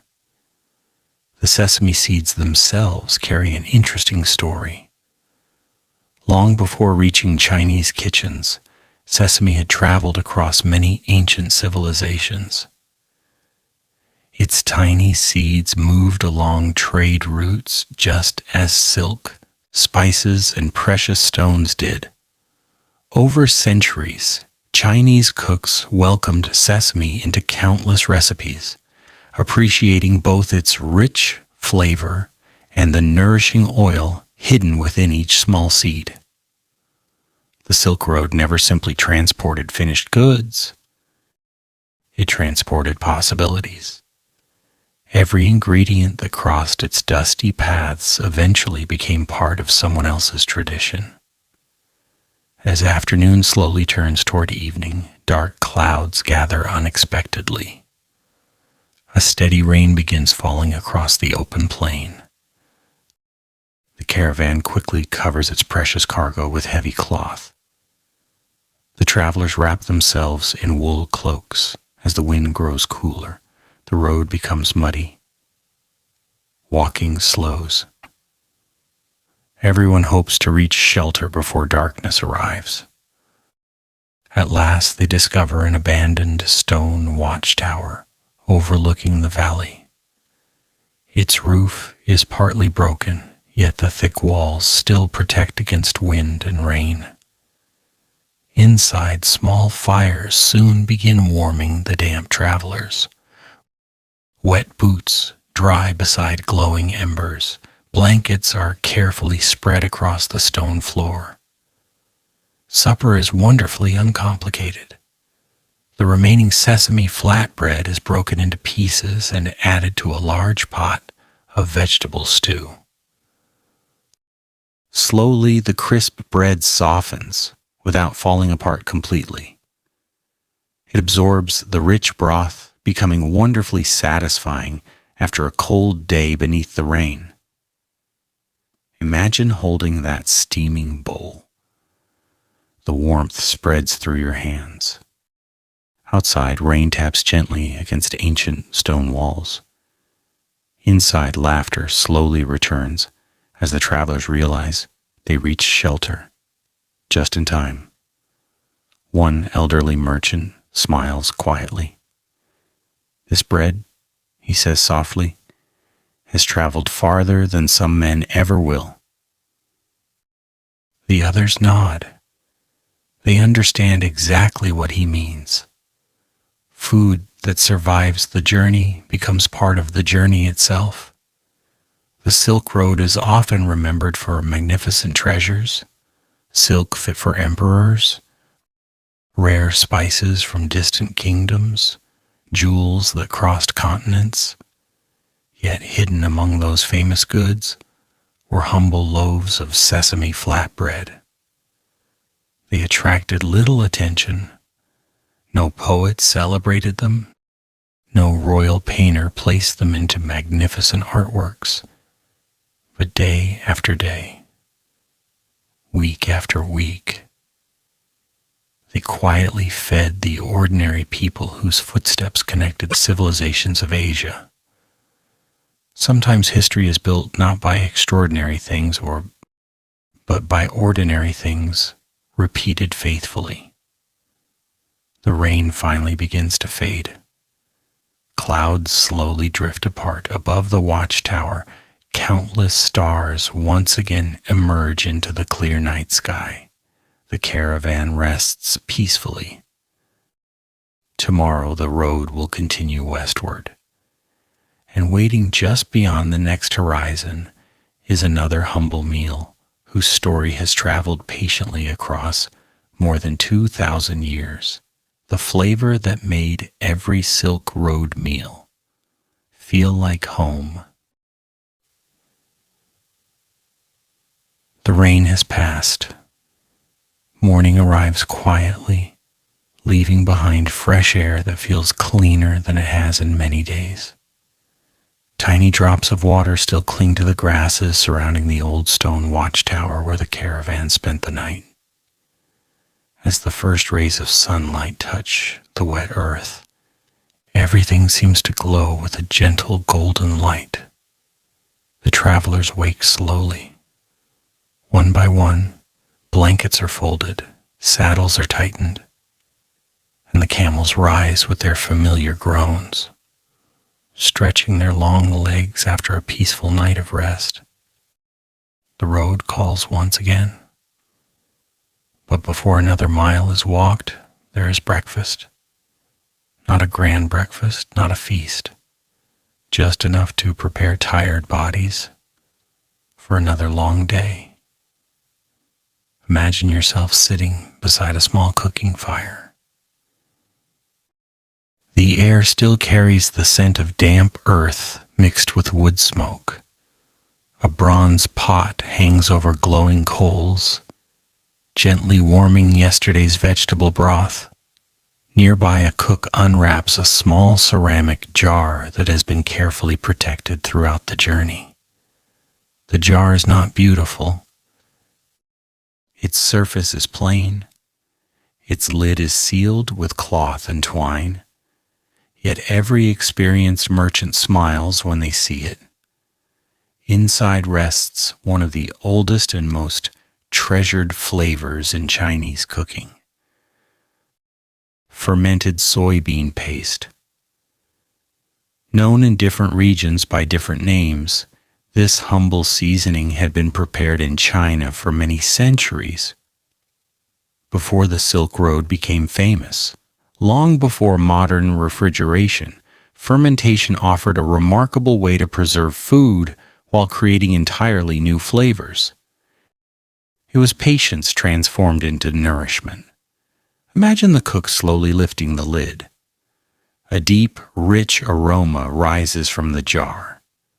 It is earthy, savory, complex. Unlike the sweetness of dried dates or the gentle warmth of roasted chestnuts, this fragrance is bold.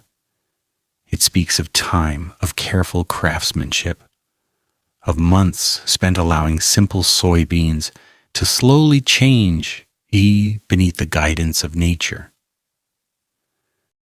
To someone unfamiliar with fermented foods, the smell might seem surprising. To those who grew up with it, the scent is comforting. It smells like home. The cook takes only a small wooden spoonful. No more is needed. He stirs it carefully into the simmering broth. Slowly, the soup changes. The color grows deeper. The aroma becomes richer. What had been plain vegetable broth now feels complete. A few travelers crumble pieces of yesterday's sesame flatbread into their bowls. Others add small strips of dried yak meat that have softened overnight. One merchant slices a handful of dried jujubes into the pot, creating an unexpected balance between savory and sweet. Every bowl becomes slightly different, yet every bowl carries the same heart. The fermented soybean paste quietly brings everything together. Picture yourself taking the first spoonful.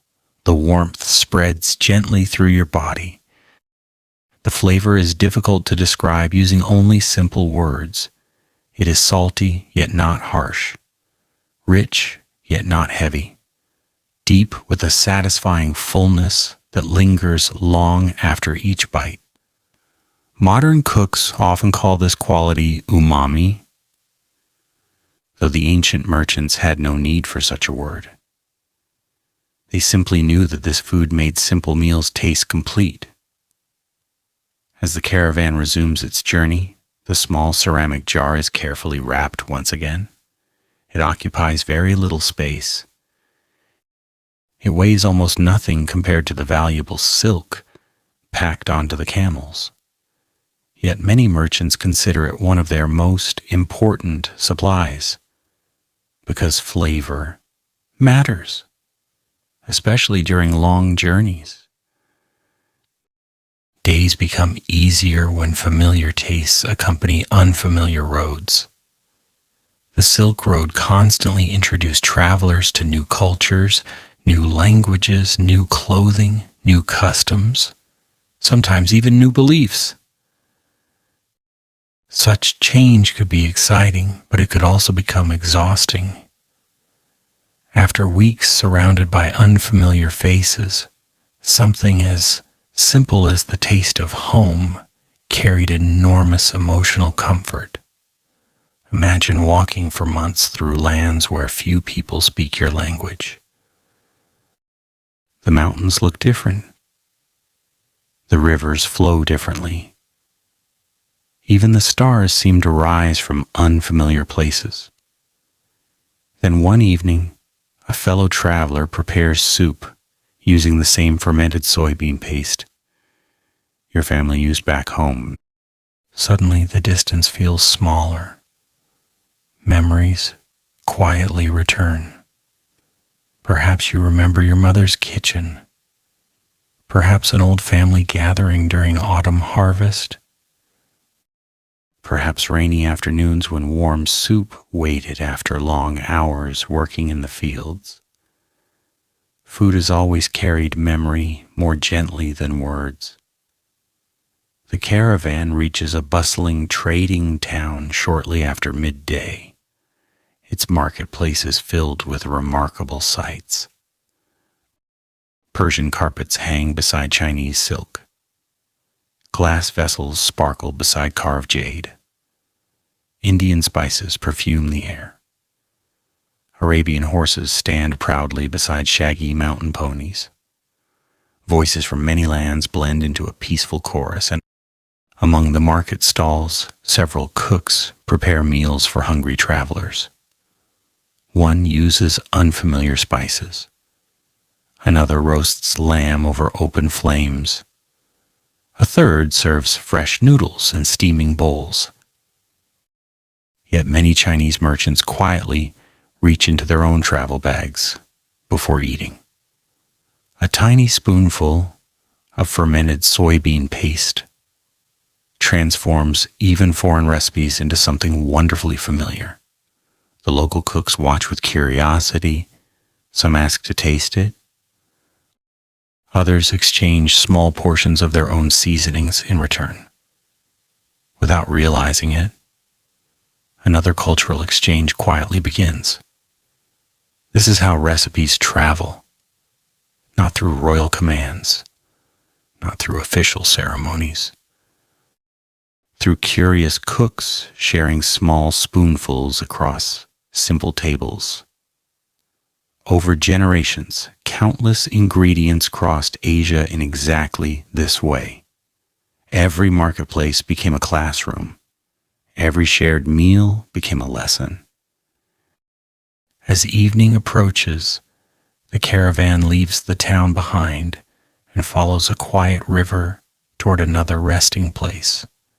The water reflects the orange light of the setting sun. Wild ducks drift peacefully across the surface. The world seems wonderfully calm. Tonight's meal is modest. Rice congee slowly simmers over the fire. When it is nearly ready, the cook stirs in just enough fermented soybean paste to deepen its flavor without overpowering its gentle character. Fresh herbs gathered beside the river finish the dish. The result is simple, yet deeply satisfying. Imagine sitting beside the fire with your bowl resting comfortably in your hands. The river flows softly nearby. Crickets begin their evening songs. The stars slowly appear above the darkening sky. Around you, the merchants speak quietly about tomorrow's journey. Some hope to reach larger cities before winter. Others plan to return east once their goods have been sold. Each traveler carries different dreams. Yet tonight they all share the same humble meal. Perhaps this is one of the quiet miracles of food. It asks no questions. It welcomes everyone equally. The little ceramic jar now sits almost empty. Only enough remains for another few meals. One younger merchant offers to purchase more in the next city. The oldest traveler simply smiles. "We will," he says. "There is always another jar somewhere along the road."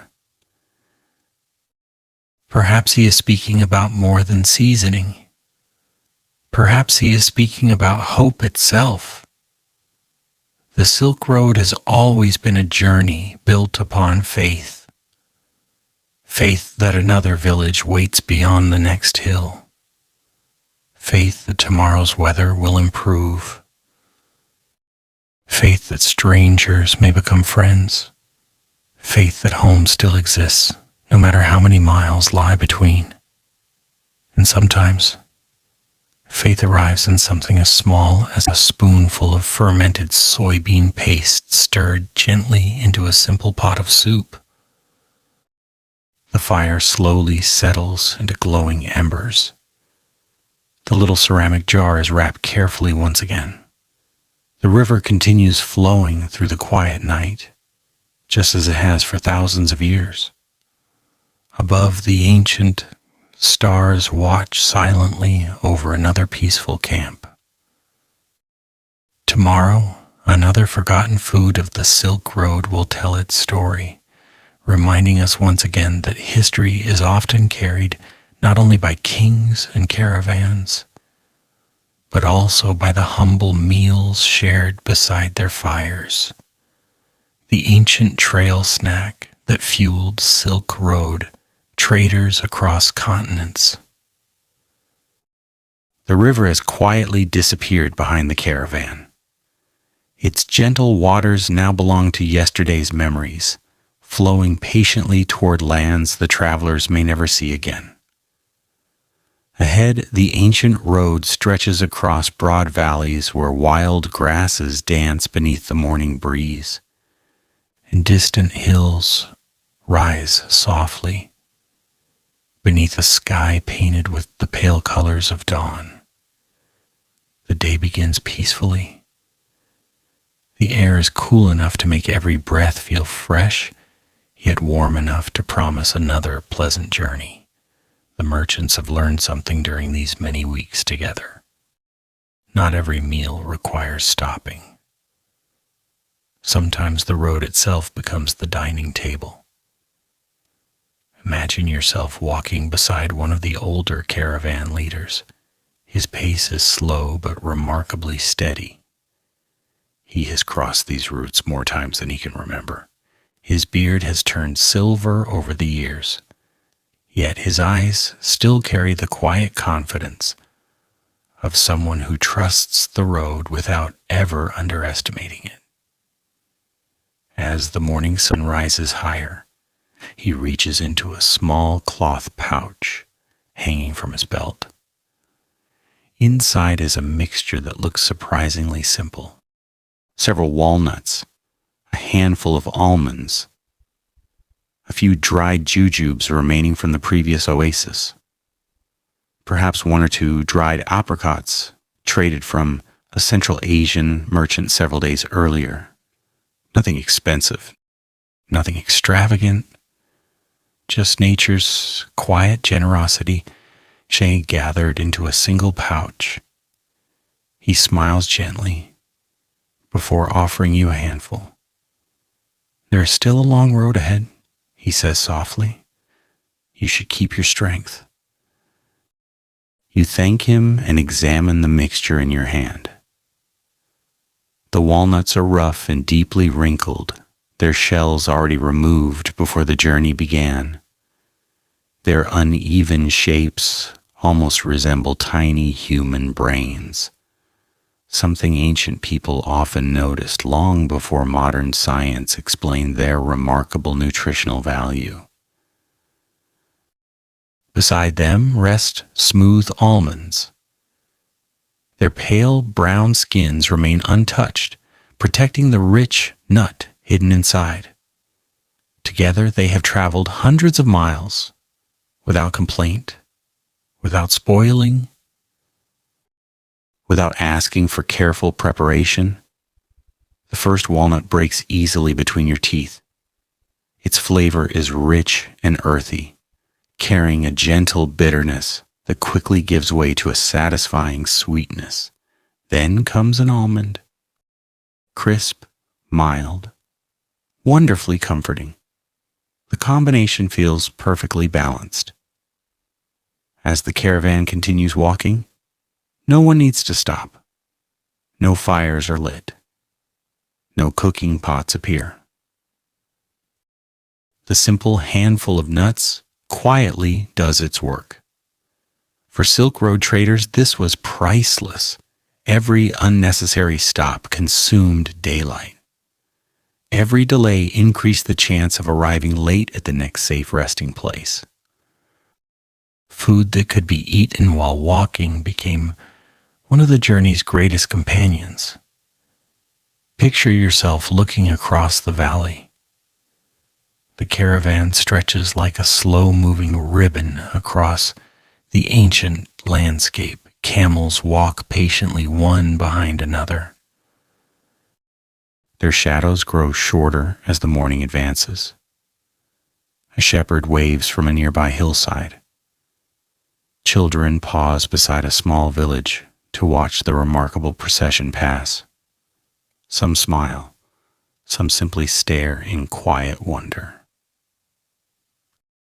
The Silk Road has always brought distant worlds together, not only through magnificent trade, but through simple moments like these. A child seeing travelers from another land for the first time. A merchant tasting unfamiliar fruit. A shepherd exchanging greetings with strangers who speak another language. Small moments, endless significance. Walnuts themselves had long been associated with the western regions connected to China. As trade expanded, new varieties reached Chinese markets through Central Asia and beyond. Almonds followed similar paths, becoming increasingly familiar as merchants exchanged both goods and agricultural knowledge. Over time, these nuts found their place alongside traditional Chinese foods. The Silk Road did not simply carry finished products, it carried seeds, trees, ideas. Entire landscapes slowly changed because travelers chose to plant something they had discovered far from home. Imagine an elderly merchant returning east after several years abroad. Inside one of his bags rests not only silver coins and fine textiles.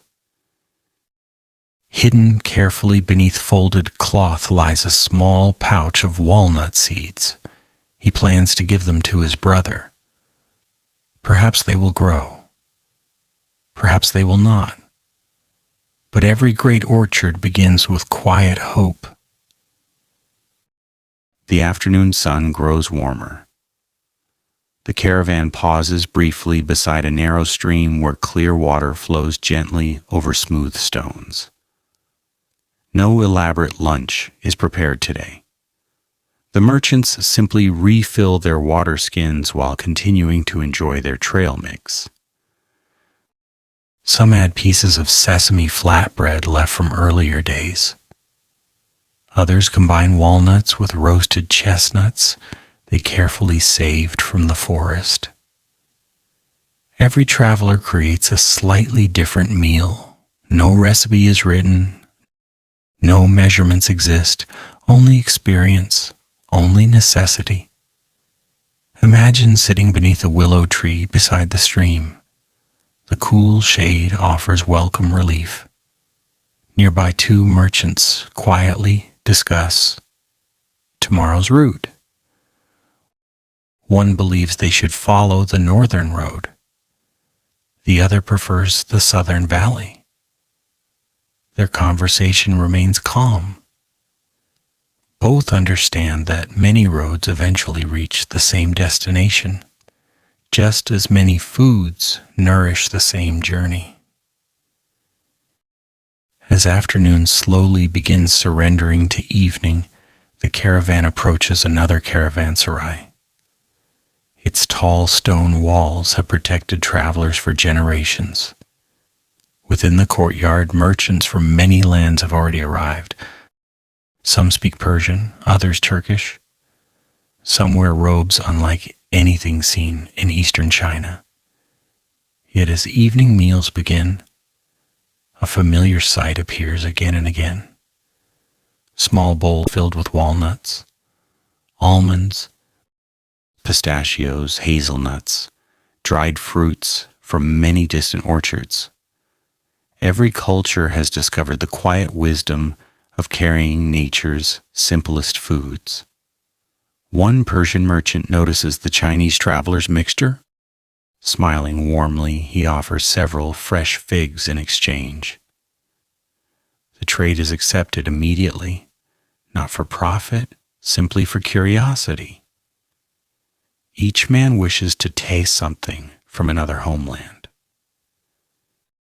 This is the Silk Road at its most beautiful.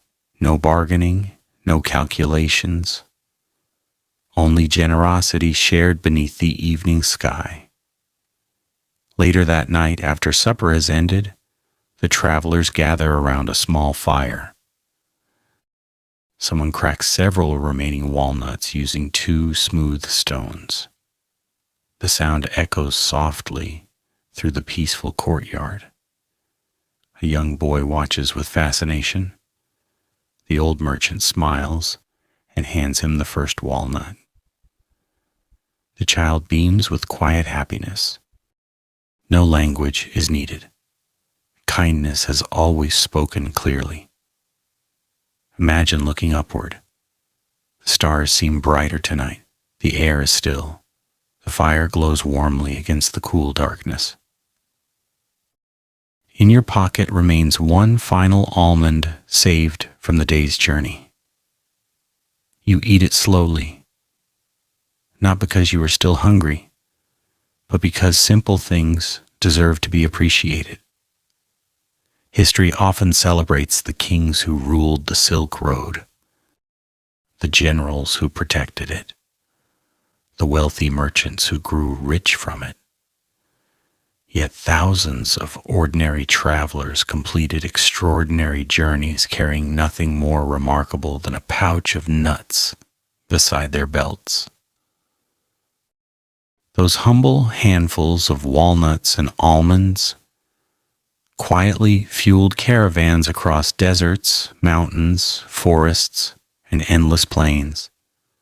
Without them, many roads might never have been finished. Many destinations might never have been reached. The fire burns lower. The conversations fade into peaceful silence. Beyond the stone walls, the ancient road waits patiently beneath the moonlight. Tomorrow, another forgotten food will continue the journey, carrying us one step closer to understanding how ordinary meals helped shape one of history's greatest trade routes, the ancient drink that refreshed Silk Road traders across the world's greatest trade route. The night slowly gives way to another peaceful dawn. The stars fade quietly, one after another, until only the soft glow of morning remains. A cool mist hangs over the valley outside the caravanserai, drifting gently across the fields as if reluctant to leave. Somewhere in the distance, a rooster announces the beginning of a new day. While the first birds awaken among the tall poplar trees lining the ancient road, the caravan is in no hurry. The merchants have learned that the first moments of the morning should never be rushed, before the animals are loaded, before the maps are unfolded, before another mile disappears beneath tired feet. There is always time for one small comfort. Imagine yourself sitting beside a low fire built from dry branches gathered the evening before. The flames burn softly, their warmth pushing back the last traces of the cool night air. A blackened iron kettle rests above the glowing coals, filled with fresh water collected from a nearby spring. One elderly merchant reaches carefully into a wooden chest that has traveled beside him for many months. Inside lies something that hardly resembles the loose tea leaves familiar to modern kitchens. Instead, he removes a dark rectangular block. Its surface is firm and tightly compressed. Its edges are worn smooth from years of careful handling. This is a tea brick. At first glance, it almost looks like a piece of carved wood. But hidden within that solid block are thousands of carefully pressed tea leaves. For centuries, Chinese tea producers discovered that compressing tea into dense bricks made transportation far easier. Loose leaves occupied too much space. They could be damaged by moisture or scattered during long journeys. Tea bricks solve both problems beautifully. They were compact, durable, easy to stack, easy to trade. Sometimes they even served as a form of currency in distant regions where coins were scarce. Imagine holding one in your hands. It feels surprisingly heavy for its size. Its surface carries the faint aroma of dried leaves, earth, and distant mountain forests where the tea plants once grew. The merchant takes a small knife and carefully chips away a handful of leaves from one corner. Only a little is needed. The broken fragments fall gently into the waiting kettle. Soon the water begins to change. The pale liquid slowly deepens into a warm amber color. Then comes the fragrance. Soft, earthy, fresh, gentle enough that it never overwhelms the senses. It simply invites you to breathe a little more slowly. Around the fire, conversation becomes quieter. Tea has that effect. It encourages listening more than speaking. The merchants sit patiently, while the leaves continue releasing their flavor into the steaming water. No one rushes the process. Good tea, like a good journey, asks for patience. Picture yourself lifting the small clay cup with both hands. Its warmth spreads gently through your fingers. A thin ribbon of steam rises into the cool morning air. You take your first sip. The flavor is delicate, slightly earthy, smooth, not sweet, not bitter, simply balanced. After weeks of dusty roads, dry winds, and endless walking, the warm tea feels almost miraculous. It clears the throat. It settles the stomach.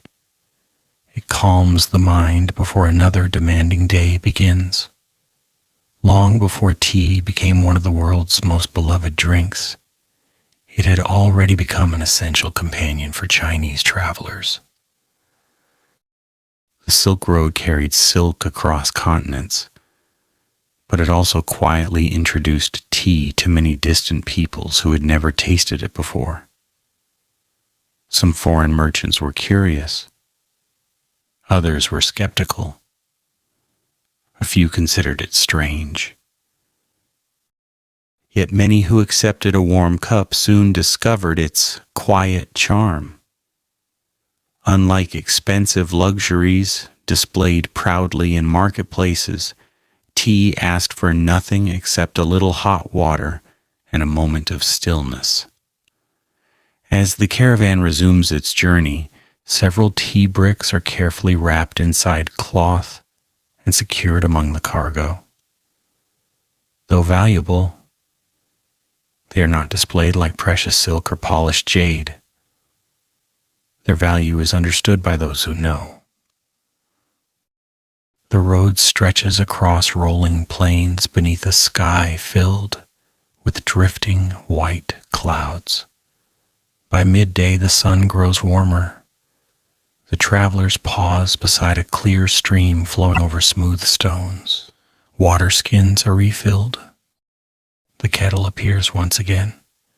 One small piece of the tea brick is enough for everyone. Imagine sitting beneath the shade of a willow tree while the tea slowly steeps. Nearby, a Persian merchant watches with curiosity. He has seen tea before, but never prepared in this way. The Chinese merchant smiles warmly and offers him the first cup. The Persian accepts with quiet gratitude. He drinks slowly. His eyebrows rise slightly. Then he smiles. No words are needed. Another small bridge has quietly formed between two cultures. Throughout the centuries, moments exactly like this happened countless times along the Silk Road. Ideas crossed borders through conversation. Food crossed borders through curiosity. Tea crossed borders through hospitality. One shared cup often accomplished what long negotiations never could. As afternoon fades towards evening, the caravan reaches another oasis, surrounded by tall trees and fertile gardens. Children laugh beside irrigation canals. Farmers gather vegetables before sunset. The peaceful village welcomes travelers as it has welcomed countless caravans before. After supper, the kettle is placed above the fire once more. This time, one elderly merchant adds a few slices of dried jujube to the tea. Another contributes a tiny piece of ginger traded many days earlier. The drink becomes slightly sweeter, slightly warmer. Each journey teaches new recipes. Each friendship leaves a small gift behind. The tea itself changes just as the travelers do. Imagine the fire glowing softly beneath the stars. Each traveler holds a simple clay cup. No one is wealthy tonight. No one is poor. Around the fire, everyone is simply human. The day's worries slowly disappear into the quiet darkness. Someone tells a gentle story about the mountains crossed weeks ago. Another remembers the roasted chestnuts gathered beneath autumn trees. A younger merchant asks questions about cities he has not yet seen. The oldest traveler smiles as he listens. He knows that every road eventually becomes a memory. Perhaps that is why he drinks his tea so slowly. He wishes to remember every peaceful evening. Tea has always been more than a drink. It is a pause, a breath, a quiet invitation to appreciate the present moment before continuing onward. History often celebrates the bustling markets of the Silk Road, the glittering treasures, the fortunes earned, the kingdoms connected. Yet many of its greatest moments happened in complete silence. A kettle gently boiling over glowing coals, steam rising into the cool evening air, strangers becoming friends over a shared cup. These simple rituals traveled just as faithfully as silk itself. Long after many empires disappeared, the tradition remained. Perhaps because every generation needs the same quiet comfort, warm hands, warm tea, a peaceful place to rest before tomorrow's journey begins. The fire slowly settles into glowing embers. The clay cups are carefully washed. The remaining tea brick is wrapped once again in cloth, ready for another sunrise somewhere farther along the ancient road. Above, the stars continue their timeless journey across the heavens. Below, the caravan sleeps peacefully, dreaming of distant cities still waiting beyond the horizon. Tomorrow, another humble food will quietly reveal its story, reminding us once again that the greatest treasures of the Silk Road were often the simplest ones. The meals carried a civilization. Across the Silk Road, the final morning arrives as gently as every morning before it. The first light slowly rises over the eastern horizon, brushing the ancient road with soft shades of gold. A cool breeze moves quietly across the open land, stirring the long grass beside the trail. Somewhere in the distance, a bird welcomes another sunrise, just as countless birds welcomed countless caravans centuries ago. The camp awakens one final time. The familiar sounds return. The quiet groan of camels rising from the earth. The gentle clinking of bronze bells. The crackling of a small fire being brought back to life. The soft voices of merchants greeting one another before another day's journey. By now, these sounds feel almost like old friends. Imagine yourself sitting beside the last campfire. The journey has been long. You have crossed deserts where the wind erased yesterday's footprints before the sun had fully risen. You have climbed mountains where every breath reminded you how small, a human being truly is. You have rested beneath forests glowing with autumn leaves.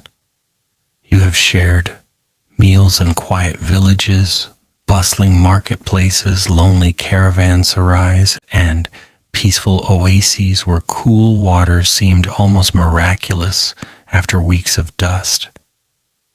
You have not traveled alone.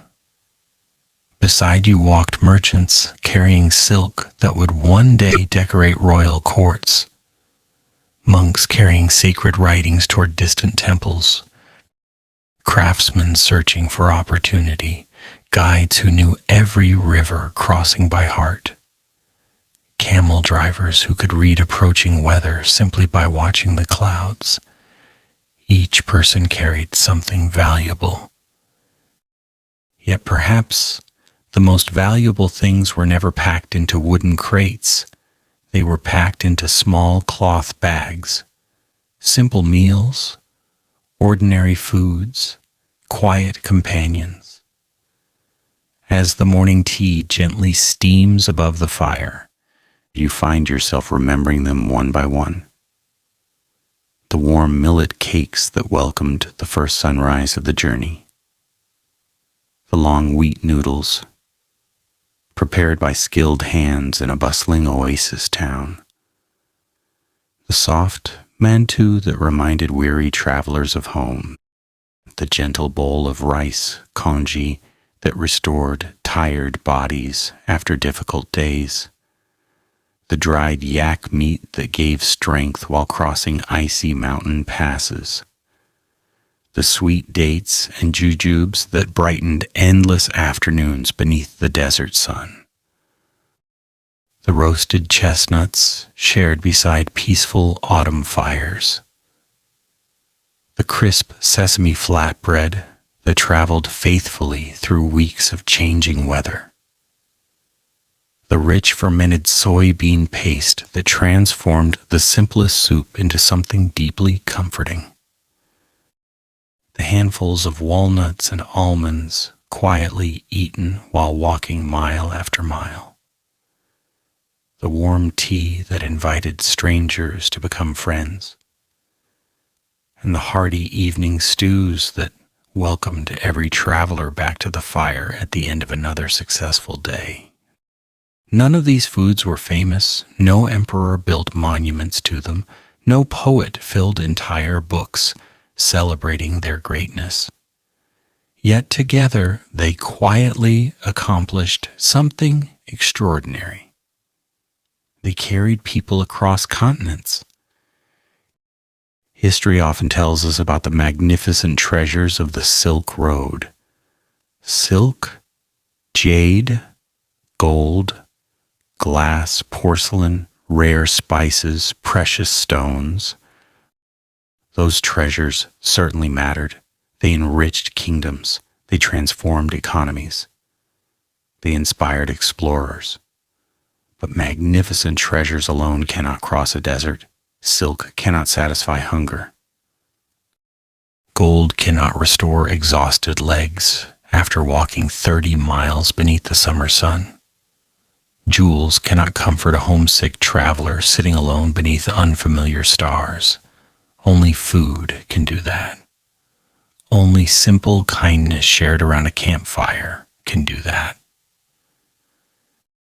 Imagine the caravan beginning its final day's journey.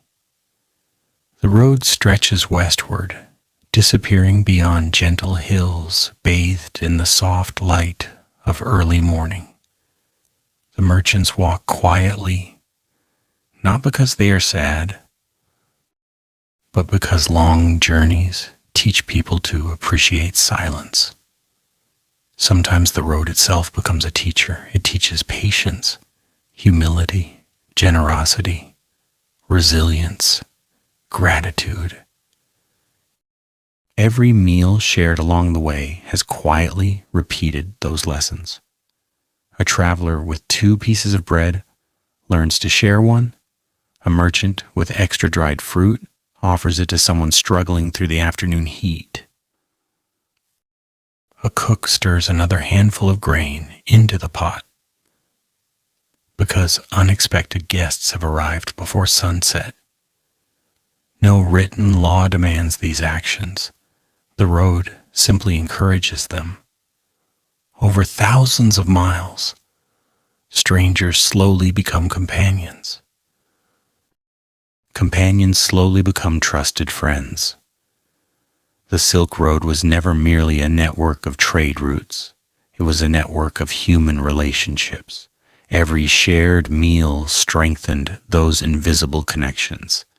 Picture yourself entering one final marketplace. Voices from many lands fill the air: Chinese merchants, Persian traders, Indian monks, Sogdian caravan leaders, Arab horse breeders, Turkic shepherds. No single language dominates the streets, yet everyone understands the universal invitation offered by warm food. A bowl of soup requires no translation. Fresh bread speaks every language. Tea welcomes every guest. That may be one of history's greatest truths. People often begin understanding one another long before they learn one another's words. Food becomes the first conversation. The afternoon slowly passes. The sun begins lowering toward the western horizon. Golden light settles across the road exactly as it did on the very first morning of this journey. Some things have changed. You have traveled farther than you imagined. You have tasted foods prepared by hands from many different cultures. You have seen landscapes stretching beyond the limits of memory. Yet something inside you has changed as well. You no longer see these humble meals as ordinary. Each one carries a story. Each one carries a family. Each one carries generations of knowledge passed quietly from parent to child. Without recipes written in grand libraries, without royal ceremonies, simply through everyday life. A grandmother teaching her granddaughter how long chestnuts should roast. A father showing his son how to dry meat before winter. A village baker patiently explaining how sesame should be scattered across fresh dough. These quiet lessons traveled farther than anyone realized. Even today, many of these foods continue to appear on tables across Asia. Some recipes have changed. Others remain remarkably familiar. A warm steamed bun, a comforting bowl of congee, a handful of roasted chestnuts during autumn, a cup of tea shared with family. Thousands of years have passed. Empires have risen and fallen. Borders have changed countless times, yet these simple meals continue their own quiet journey. Perhaps because they were never merely recipes. They were acts of care. The evening finally arrives. For the last time, the caravan gathers around a peaceful fire. No one speaks for several moments. The flames dance gently beneath the stars. The same stars that watched the first traders step onto these roads more than 2,000 years ago. The same stars that watched countless journeys begin and countless journeys end. Imagine yourself taking one final, slow look around the camp. The camels rest peacefully. The kettle hums softly above glowing coals. Someone quietly breaks fresh bread. Another pours warm tea into waiting cups. No one knows where tomorrow's road will lead. Perhaps home, perhaps another distant kingdom, perhaps another adventure beyond the horizon. The Silk Road never truly ends. Every traveler simply reaches a place where another traveler begins. The fire grows smaller. The conversations become whispers. the night embraces the ancient road once more. And somewhere beyond the darkness, carried gently by memory, remain the simple foods that quietly sustained one of history's greatest journeys. Not with glory, not with riches, but with warmth, with kindness, with nourishment, and with the timeless reminder that the greatest adventures in history were often made possible by the humblest meals shared beneath an open sky. As the last ember fades into the quiet night, the ancient Silk Road continues onward, not only through deserts and mountains, but through every story, every shared table, and every simple meal that reminds us that across every century, people have always found comfort in feeding one another.